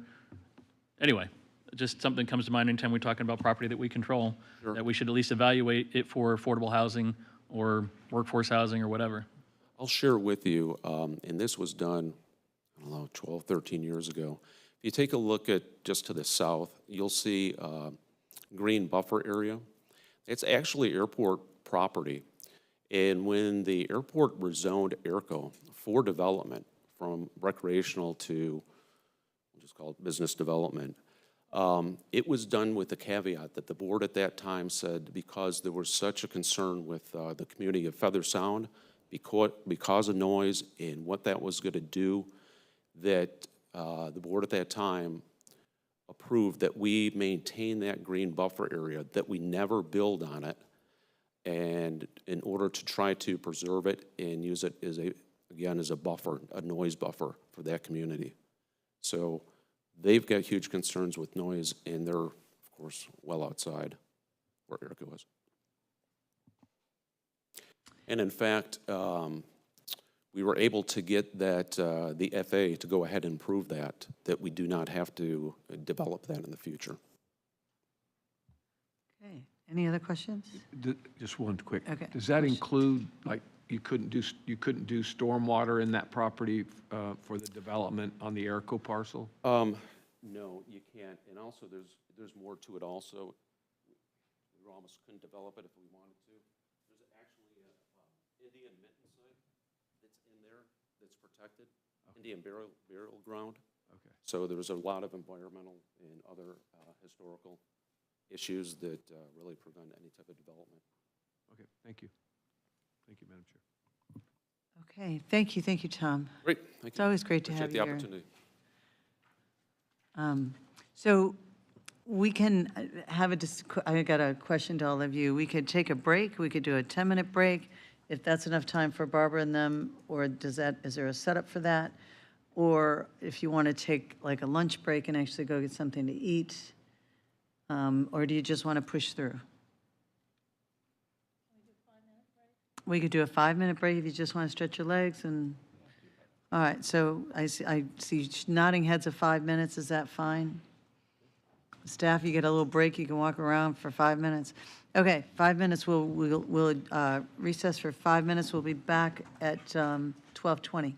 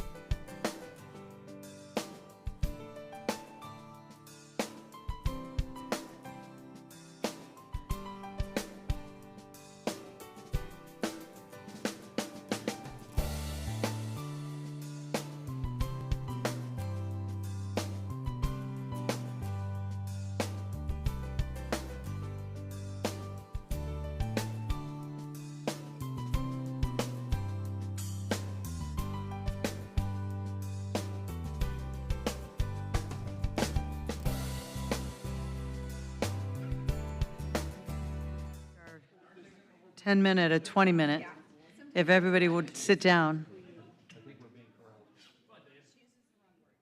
Yeah. We really I'm only here, said, Actually Commissioner. did good. so if we can get everybody to sit down and reconvene, maybe. You know?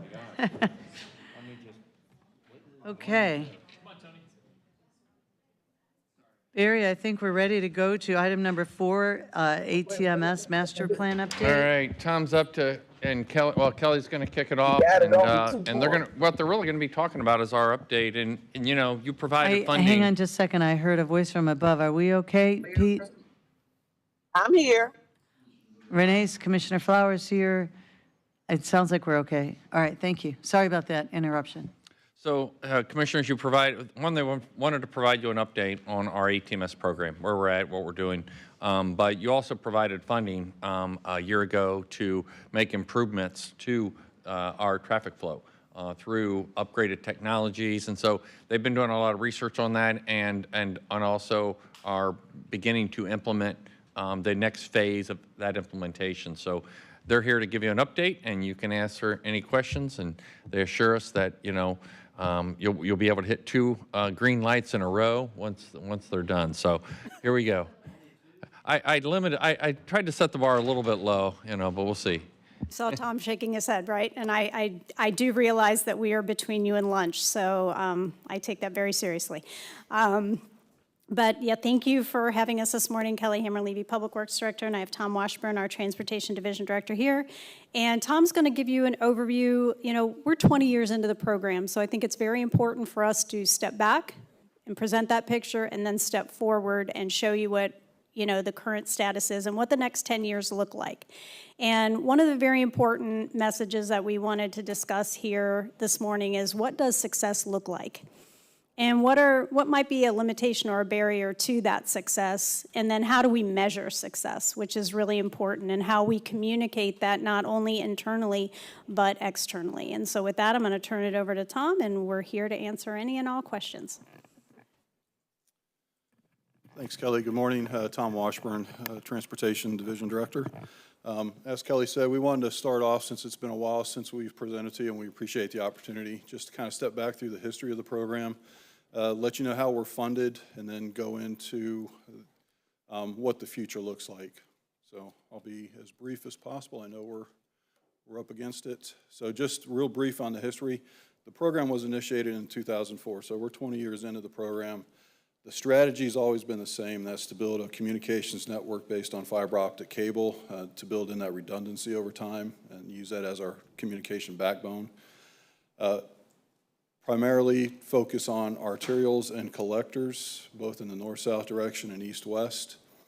And anytime we start projects on a corridor, the goal is to have complete CCTV camera coverage of the corridor, including all the signalized intersections, but the entire corridor as well. And then with our DMS signs, to place those strategically to assist in the need for an evacuation event, or to place those so that motorists, if they're coming up to a major decision point, have enough time to make a decision based on the information that's on that sign. We do have a centralized traffic control center. It's at our campus out at US 19 and Drew Street.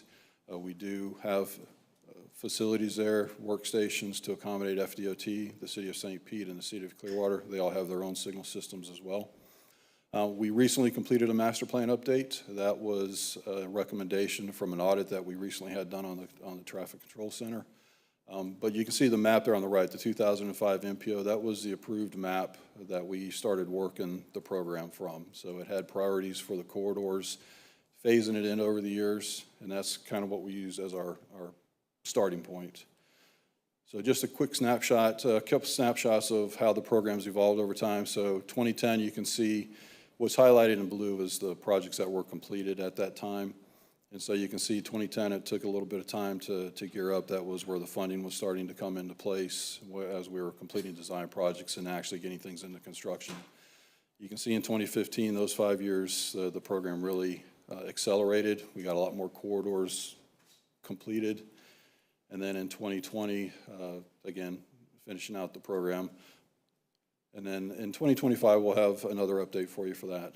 But as far as the funding goes, it is fuel taxes that funds that. It's the 9th cent specifically.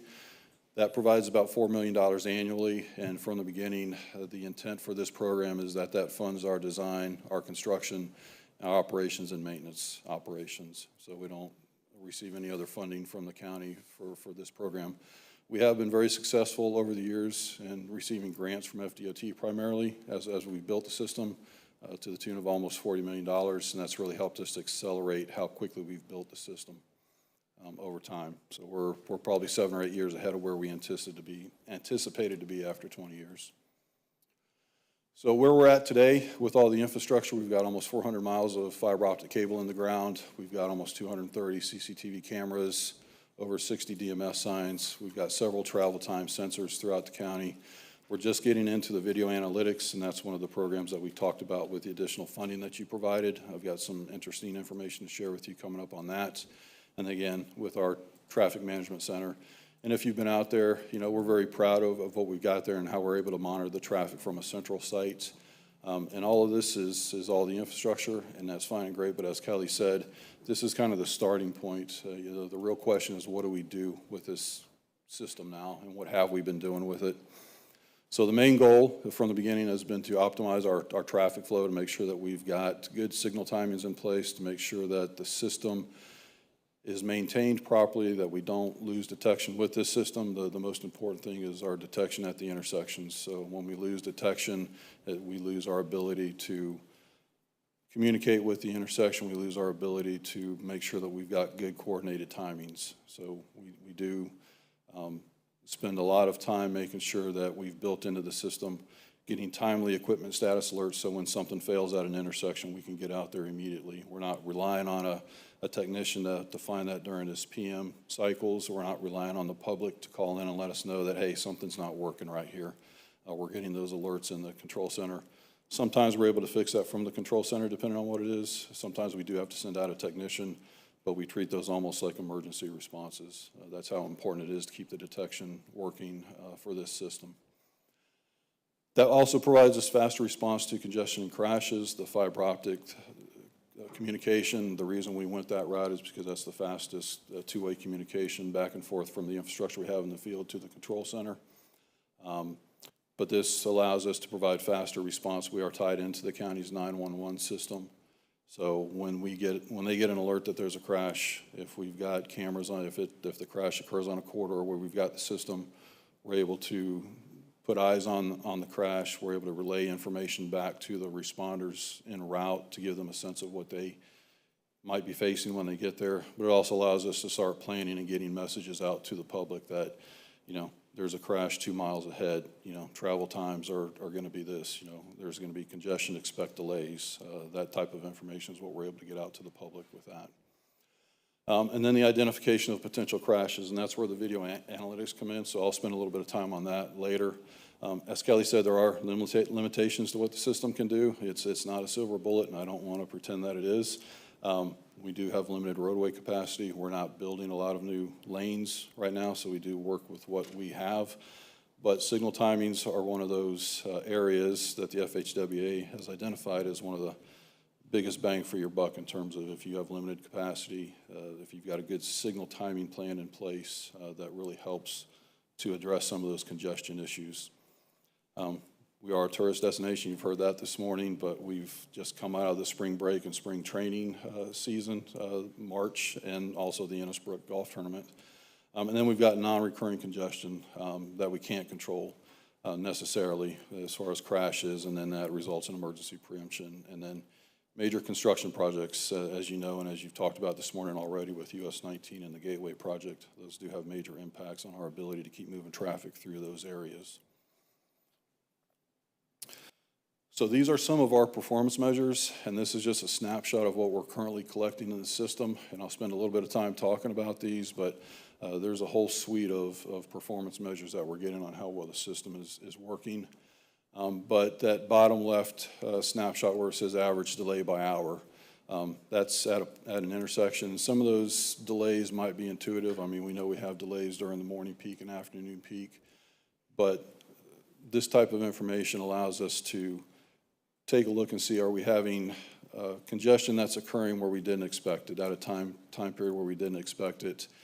This also allows us to go back, is this something that's a one-off, it just happened today because of something, or is this something that's been occurring, every day and we just hadn't picked it up? That's the type of information that the system allows us to do on a per intersection basis. And then the image just to the right of that, the top delay, that's kind of a countywide image of intersections that are experiencing the most delay during that particular time where we were running the report. And you can see they're color-coded. This also comes with a list of the intersections so we can see exactly which intersection it is, but this allows us to really focus our efforts on where we're having the most issues. And then I put the shot to the right. This is the Seminole Boulevard corridor between Park Boulevard and Ormerton Road. And I put that in there. I've talked with Commissioner Long in the past about this corridor and some of the issues out there. But the image on the right of that is data that we had from 2022. Okay, and it shows us at the signalized intersections what the volume capacity was. The image on the left is data that we collected just 2 weeks ago, as we were putting this presentation together. So again, it's the same corridor, the same intersections. And again, it allows us to provide a comparison of, are we maintaining the progression that we're expecting to maintain? Have things gotten any better? Have they gotten worse? And, again, this is what we'll be focusing on as we work through the next several years now that the program is where we're at. And if you guys have any questions about this, please stop. I'll keep running through this. And Commissioner Long?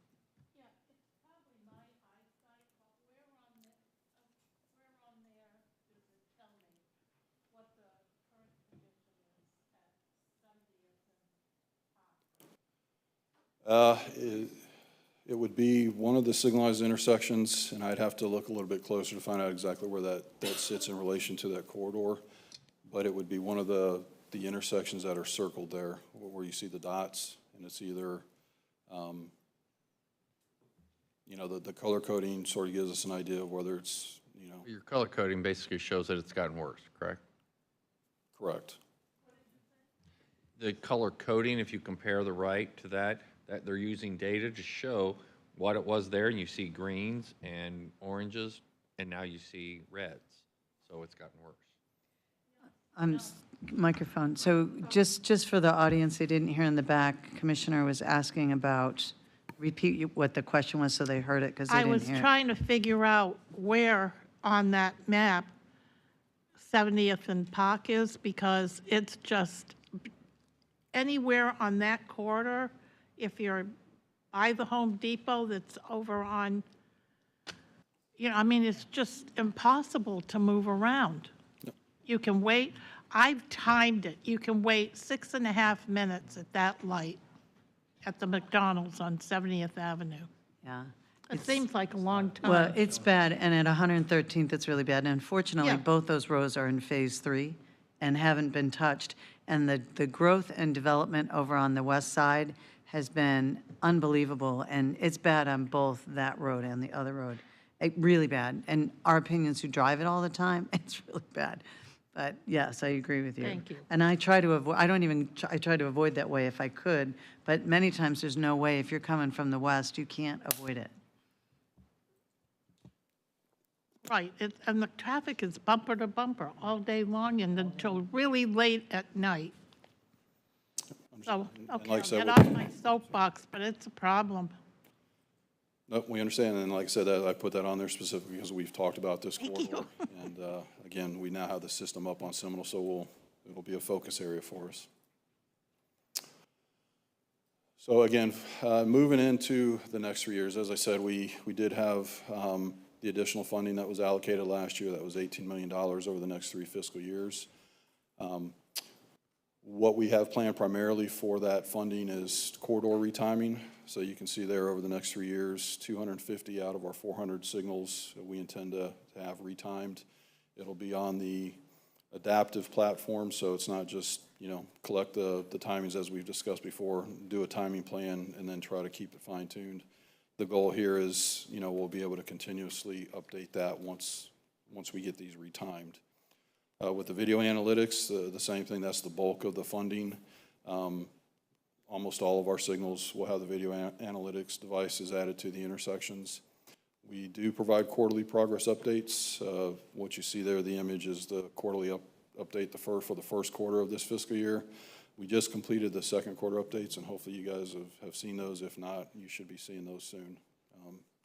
And it's not just an update on this program, but it's on all the additional millages that you guys have authorized over the last several years for the transportation program. We do have some other projects in the pipeline for the next 3 years. We're working with BTS on a GIS fiber mapping project that's underway. That's an ARPA project, and that should be completed by the end of this year. And then we're also working with Jim Fogarty and Emergency Services on an emergency vehicle preemption upgrade that you guys approved last year as well. Commissioner Peters, 113th Street is on there as one of our upcoming ATMS construction projects, so we know that's a focus, and as soon as we get done with the north part of the county, that'll be where we go next. I did add on here the 9-cent reauthorization. Again, this is how the program is funded. The reauthorization is due in FY26, so you'll be hearing more about that over the next year or so. As I mentioned, we did complete an update to our master plan recently, and it's a comprehensive document that we just completed in the last couple months, so we'll be sharing that with you. It has a lot of information about the system and the history, but what I want to focus on today is what we've developed over the next 10 years for the program.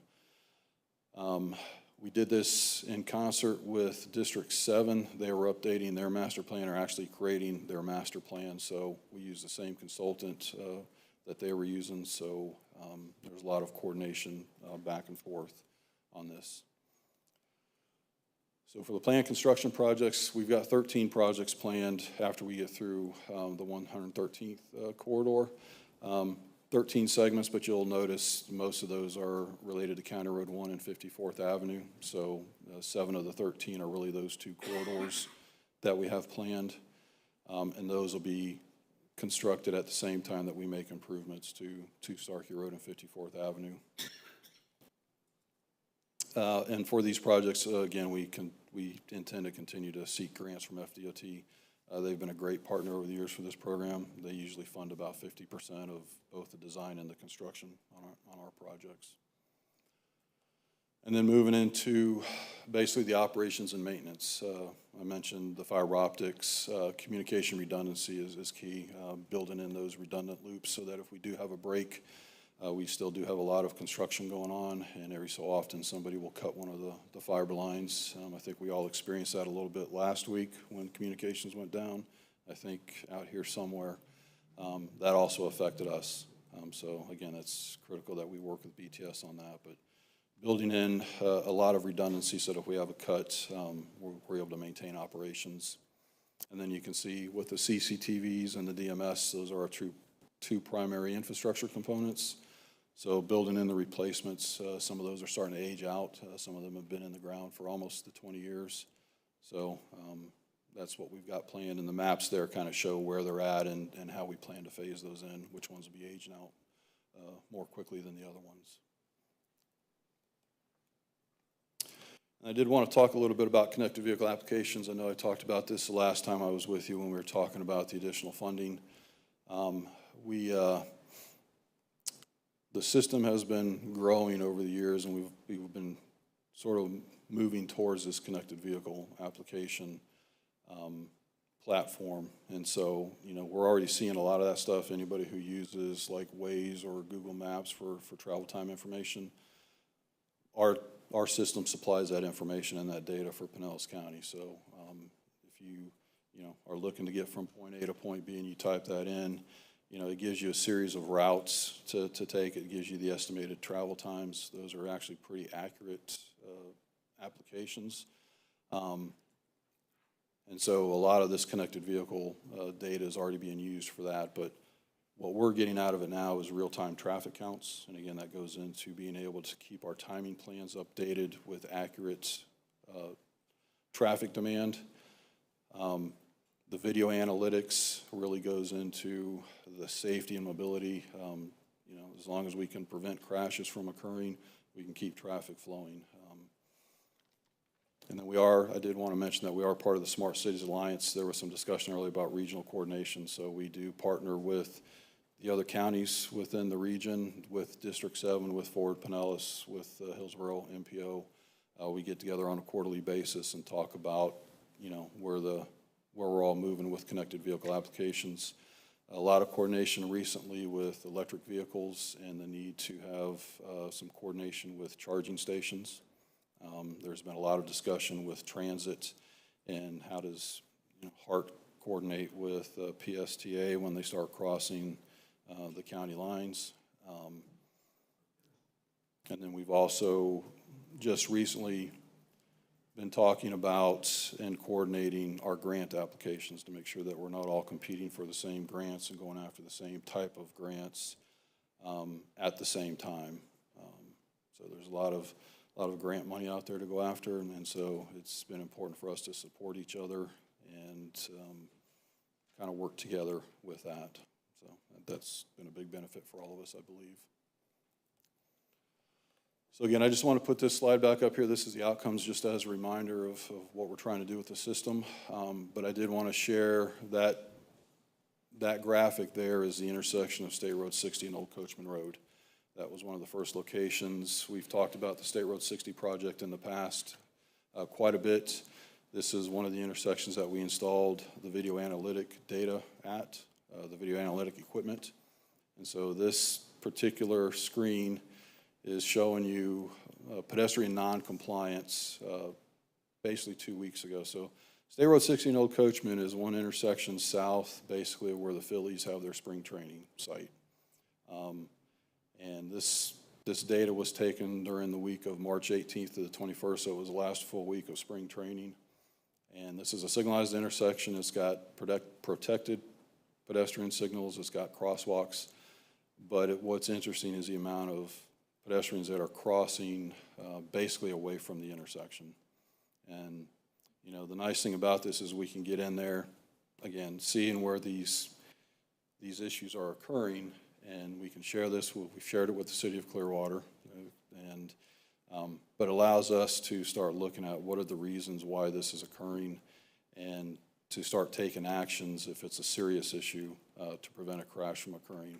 These are pedestrians that are crossing State Road 60. You can imagine what would happen if one of these resulted in a crash. And that's what we're hoping to prevent. But again, it's just something that stuck out to us as we were reviewing the data. And what's nice about this also, and if you ever come out to the control center, we'll be happy to share it with you, but each one of those items comes with a 15-second video clip so we can actually see what was going on. So it date stamps, it gives us the time, and it gives us a video clip of what happened and actually how close a crash came to occurring. So, and with that, that's my presentation. I thank you for your time and happy to answer any other questions you have. Questions, comments? No? No? Dave, Commissioner Eggers. Yeah, Tom, thank you. Appreciate the presentation. You tell those folks on Drew Street that there's a solution, is that what they did up at Countryside High School with that wire fence kept the kids from crossing except at the intersections, but I guess there's a little kid in all of us, right? So we try to make things a little bit hairier. Real quickly, like when we spot situations that come up, like unfortunately, I don't have to drive down 19 during rush hour every day. But when I do, I notice that you start to slow down at 60, the overpass at 60. And if you go a little bit further, you see that the problem is merged traffic from frontage. Once you clear that, it flies. So it's a problem spot. So it's identified as a problem spot. What can be done you're not going to build wider lanes. You're not going to do anything. Is there things that you can do for like a rush hour specific to try to keep that moving a little better, or? Certainly some encouragement, some information. I mean, there is an effective way to merge traffic, if you will. You know, they kind of call it the zipper effect, but what tends to happen is people will come up and they try to jump into the gap as quick as possible, and everybody kind of has to slam on their brakes. if everybody would just slow down and kind of merge in at the same speed, you know, but it's really getting that message out. You know, unfortunately, I don't think we do a good job well, I don't want to say we don't do a good job. I don't think that they have the driver's education in the high schools like they used to have. And that was, I remember when I was in high school taking that course, that was a lot of kind of the rules of the road, if you will, you know, some of the etiquette that sort of got hammered home that, you know, I think we've lost. Well, and then, you know, the other one is just, you know, you travel up and down East Lake Road, and I've called you before on them, and it's like, you know, you're just sitting at a light, rush hours building up behind you, and there's nobody crossing. There's no on-time adjustments going on that says, well, there's no traffic coming, let's make that green light go faster, get it up sooner so we can get the traffic moving. And I just think that those, I'm sure they're all over the county where we have these situations that pop up that, I don't know if it's technology, if it's the you know, the little camera up there that says, well, there's nobody coming, for crying out loud, open up the other pathway. I don't know, just. Yeah, and yeah, Barry has challenged us to start getting a lot more proactive about that. Again, I think that having this data really helps when we want to implement solutions that might be a little bit controversial. You know, having the data to back that up and not saying, well, this is just what we think we should do, I think will go a long ways, but yeah. But the technology is key. You know, one of the things I learned from meeting with Tom on this is, so for instance, like, without the technology, when you do the interrupts for emergency vehicles, I forget how long you said, but it takes so many cycles to be able to get the corridor functioning again. But under the newer technology, because of the AI, it can automatically adjust, and within 2 cycles, it's back moving again. You know, things like that. So when you change lights, it's easier to do that based on the volume of traffic if you can get the corridor timing, you know, back in sync. And so, you know, he's assured that is a key piece to be able to make some of these improvements, is more modern technology, which is partly what you did with the $18 million to fund that up. So, Well, I just want to thank you guys, because every time we call, you know, there's somebody there that listens to you, and there's sometimes you see adjustments right away because there's a light that's just not in sequence. But you guys do great work, and I really appreciate your all's efforts. Thank you. Any other comments, questions? I can't wait to get to phase 3 because it's really bad down there. And actually, you know, 113th is quite one of the longest roads we have in the county because it curves out and it's just, it's horrible. And just coming out of here at the courthouse here, you go from Jeffords and Pinellas and it's horrible here. Yeah. And the fact that this is the county seat and leading up to Clearwater Beach and nothing's been done and it's on phase 3 for up here is crazy. So anyways, thank you for all the hard work. We appreciate it. I'd love to see phase 3 get finished. Go on to agenda briefing. Okay, ready? All right. We'll start with item number 6. This is your public hearings. The first one is a vacant parcel that'll be used for Tarpon Springs Fire Station. Unanimously approved. Item number 7 is a item for Safety Harbor, and this will be building 6 homes by Habitat for Humanity. Again, unanimously recommended. Item number 8 is a old Safety Harbor, a secondary school that was demolished, and this will be used for a future park for Safety Harbor. Unanimously recommended. Item number 9 is, this is for St. Petersburg, currently vacant, and a parcel owned by the Housing Authority. They're going to allow the Housing Authority to construct multifamily, and again, unanimously recommended. Item 10 is, this is a St. Petersburg College property, currently a wellness center adjacent to the campus. This will be to construct approximately 105 housing units and offering to make available up to 30% of the workforce housing units to St. Petersburg College students and staff on a right of first refusal basis. Under regular items, under consent agenda, item 16 is a computer equipment, declaring surplus, get rid of computer equipment. Item 17 is award of bid to Gibbs and Register. This is for the Rainieri Community Park Rescue Plan. This is a construction piece you previously approved. Item 18 is Keystone Excavators. This is for Roosevelt Creek Channel 5 improvements, again paid for partially through the American Rescue Plan funds.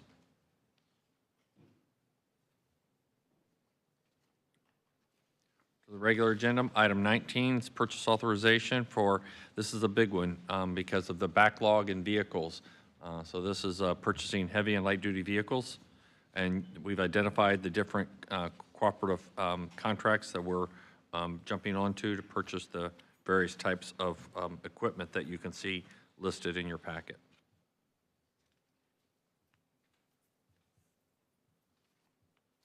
Item 20 is a recommendation from the Tourism Development Council to make a revision to the bylaws. This was on the advice of the chair to add the vice chair as a non-voting member to the TDC. I know it kind of sounds silly, but the members have felt that as each new chair comes in and they're not familiar with the TDC, that they've got a learning curve where if the vice chair attends, there's no learning curve, they understand it and they can step right into the chair position without having to, you know, they can go forward without any kind of learning curve. So, I mean, he could attend the meeting regardless, but I think if you're appointed to it, even if you're a non-voting, you're more apt to go versus, yeah, you can attend. And so that's the reason why we changed the bylaw. May not be necessary, it's up to you, but it gave the members comfort that maybe the incoming chair would be more knowledgeable when they come in.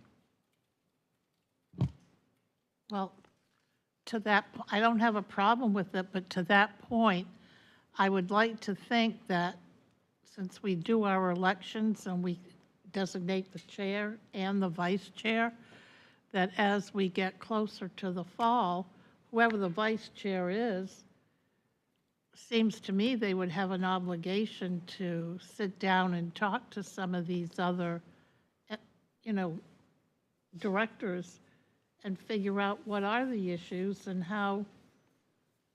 what is going to be expected. Don't you think? I mean, I don't know. I mean, I'm okay. I just am making a point that. Question? Commissioner Justice. Thank you, Madam Chair. As a non-voting member of that, would they then be under the sunshine as far as other TDC members? Let me take a look at that. I'm sure that Amanda, who's on my staff that works with the Tourist Development Council now, has looked at this, but let me take a look at that. Typically, if you're not a voting member, it doesn't, but let me take a look when we're talking about the ex officio type capacity. Any other comments or questions? Thank you. Item 21 is a revision to the Elite Event Funding Program Guidelines. So there's recommendations here regarding how you manage the elite event funding. I think staff briefed you on this. Yes. Okay. Item 22 is an MSTU for the Seminole Junior Warhawks. So what we provide for their, this is for repairs for the irrigation system and place 2 drinking fountains. Item 23 is a resolution approving the SHIP partnership plan for 2025, 26, and 27.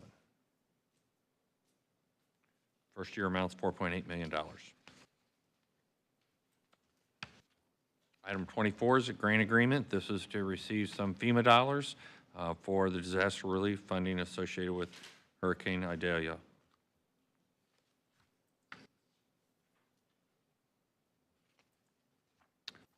Item number 25 is our air pollution control operating agreement with the state of Florida for our local air program.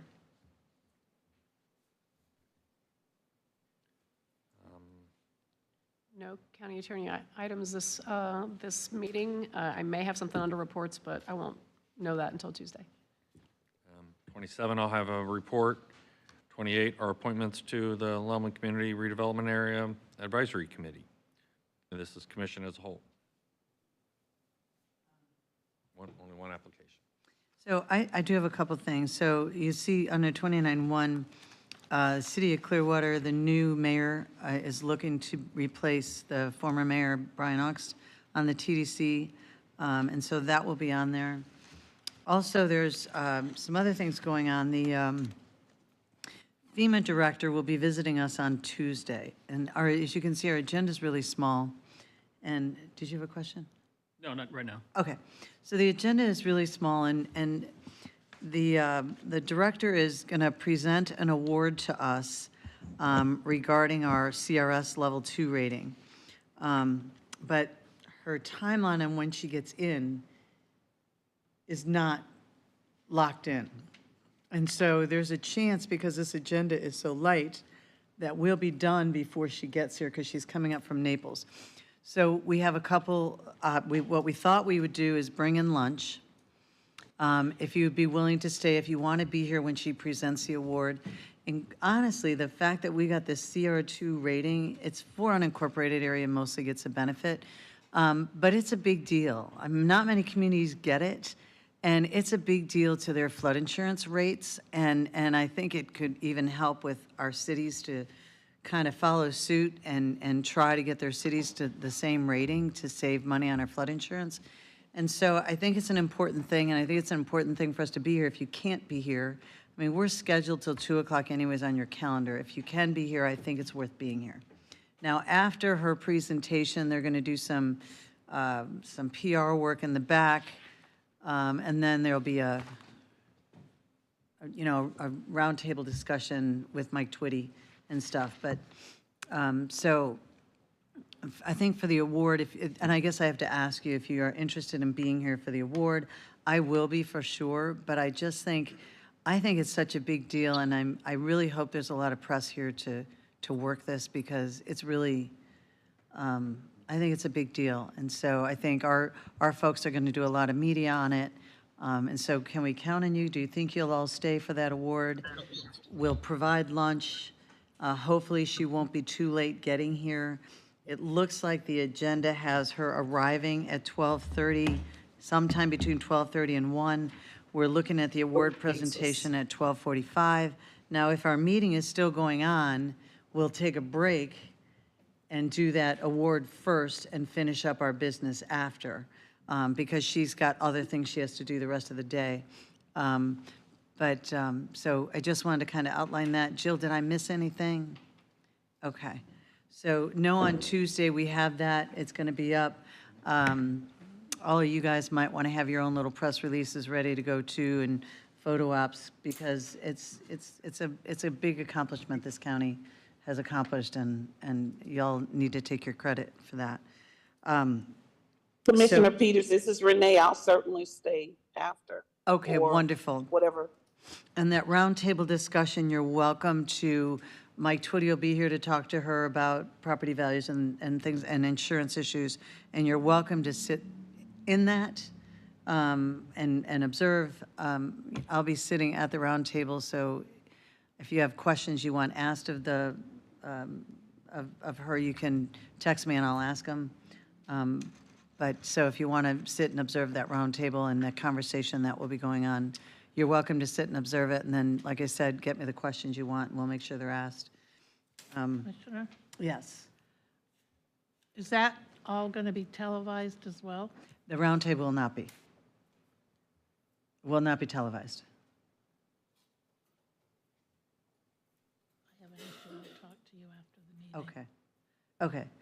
So no, the roundtable will not be televised. The award presentation, of course, will be, but the rest will not be. And then, is that it? You have another question? I don't believe it's going to be taped either.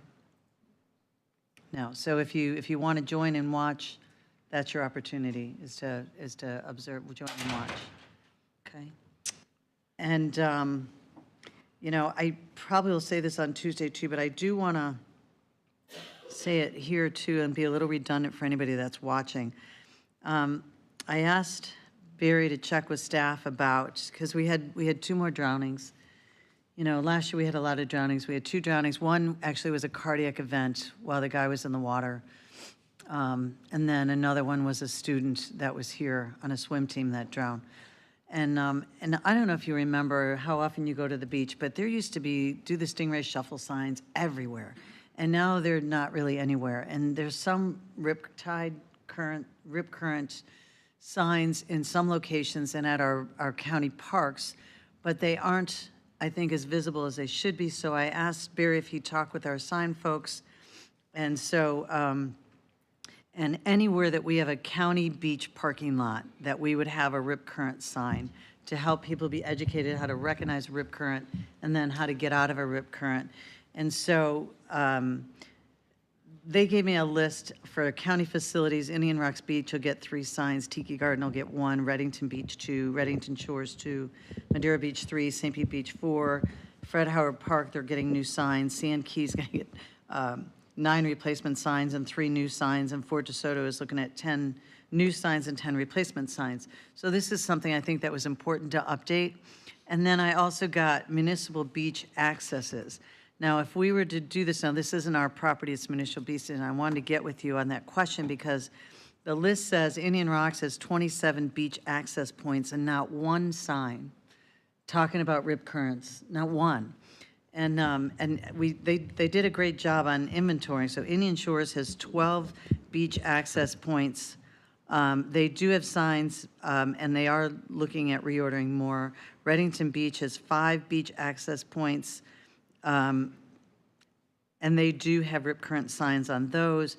Reddington Shores has 14 beach access points, and they have 7 signs. Treasure Island has 34 beach access points, and there are signs posted and information they do share on social media. So I just think this is something that, you know, if our marketing department can do more conversations during our swimming seasons from spring break through summer, at least through Labor Day, talking about rip currents, how to recognize them, how to survive them. I think adding the additional signs, I mean, those are a lot of signs that we're adding. Hopefully will help educate people so we don't have loss of life. I promise you that swim team is never coming back here to do their training or their whatever when you lose a life. And so we just don't want to, we don't want to lose a life on our beaches if we can possibly not. So to me, this is a minimal effort that we could do to ensure that people get educated on it. And so I appreciate the staff doing this for me and getting the signs up in our county parks. And I'm hopeful that if we can partner, if the cities don't have sign shops, if we can offer up to do them cheaply for them, would be great. No, we're just gonna make You're just them. gonna put them, We're gonna make them, and then the cities can put them up. that's great. So Okay. I think that's great. I think every beach access point should have, at a minimum, the rip current sign. It'd be nice if we had the Stingray Shuffle signs out again too, but at a minimum, the rip current signs just for safety on the beach. So I wanted to let everyone know that they're doing that, and I'm really proud of their effort for doing it, and so I want to thank them. The other thing that we're going to be putting on the agenda is Commissioner Flowers is nominated Commissioner Latvella to serve on the new joint board for Career Source. So they're going to have a meeting coming up, so we'll be putting that on the agenda as well on Tuesday during new business. So just FYI on the new things that are coming up that weren't in print. Any questions? Anybody have anything else? Jewel? Amanda has looked into the sunshine issue, and it is the ex officio member will be subject to the sunshine. So keep in mind, the two of you will not be able to talk about any TDC issues, even as you get to the end of the year to transition. Okay, well, typically TDC issues come to the board anyway, so we wouldn't, we wouldn't talk about it anyway. So I don't think that's any kind of hindrance or a problem. So any other, Commissioner Justice? I did have one question. I wanted to go back to item number 17.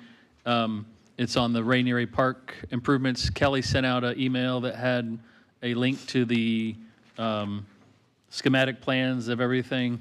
And I just wanted to ask if those plans, if those are locked in stone, or is it kind of like site plans that it may be adjusted as it moves through the process? I'll let her answer. I know there's no pool though, okay, so. I saw a water feature in there somewhere. It might be a retention, but We're gonna have to help you It's a low reconstruction spot. plans, Commissioner. Kelly Hammerly, Public Works Director. No, that is the project that we put out in the street, the bid, and with the award, that is the amount. So that is what we're constructing. So, and, because it's changed over the years from when we unveiled the pretty poster boards back in 17 or 18 or whatever it was. And so if people look at it, and Paul is going to send me the actually colored version, but if people look at it and go, why are you putting this here and not over here or something like that, would those adjustments still be, I mean, would we still be able to have those kind of conversations? No, we will not be able to shift where we're constructing things. This is what we put out to bid is in those plans, and that is what the contractor bid on. If we start making major changes to those plans, then we can expect to see a significant change in cost, and that's what they know they're building. We've heard some requests for things like, some additional power outlets and I think water, like hose bib type things. Those are types of things that can be done after the project's done, not a big deal, but major construction changes will change what contract we're bringing to you next week. All right, well, I'll talk to you in between. Any other questions or discussion or additions, things you want to report on? No? Well, I think it's safe to say that we can adjourn this meeting. Thank you. Have a great afternoon and rest of your week. Oh. Thank you.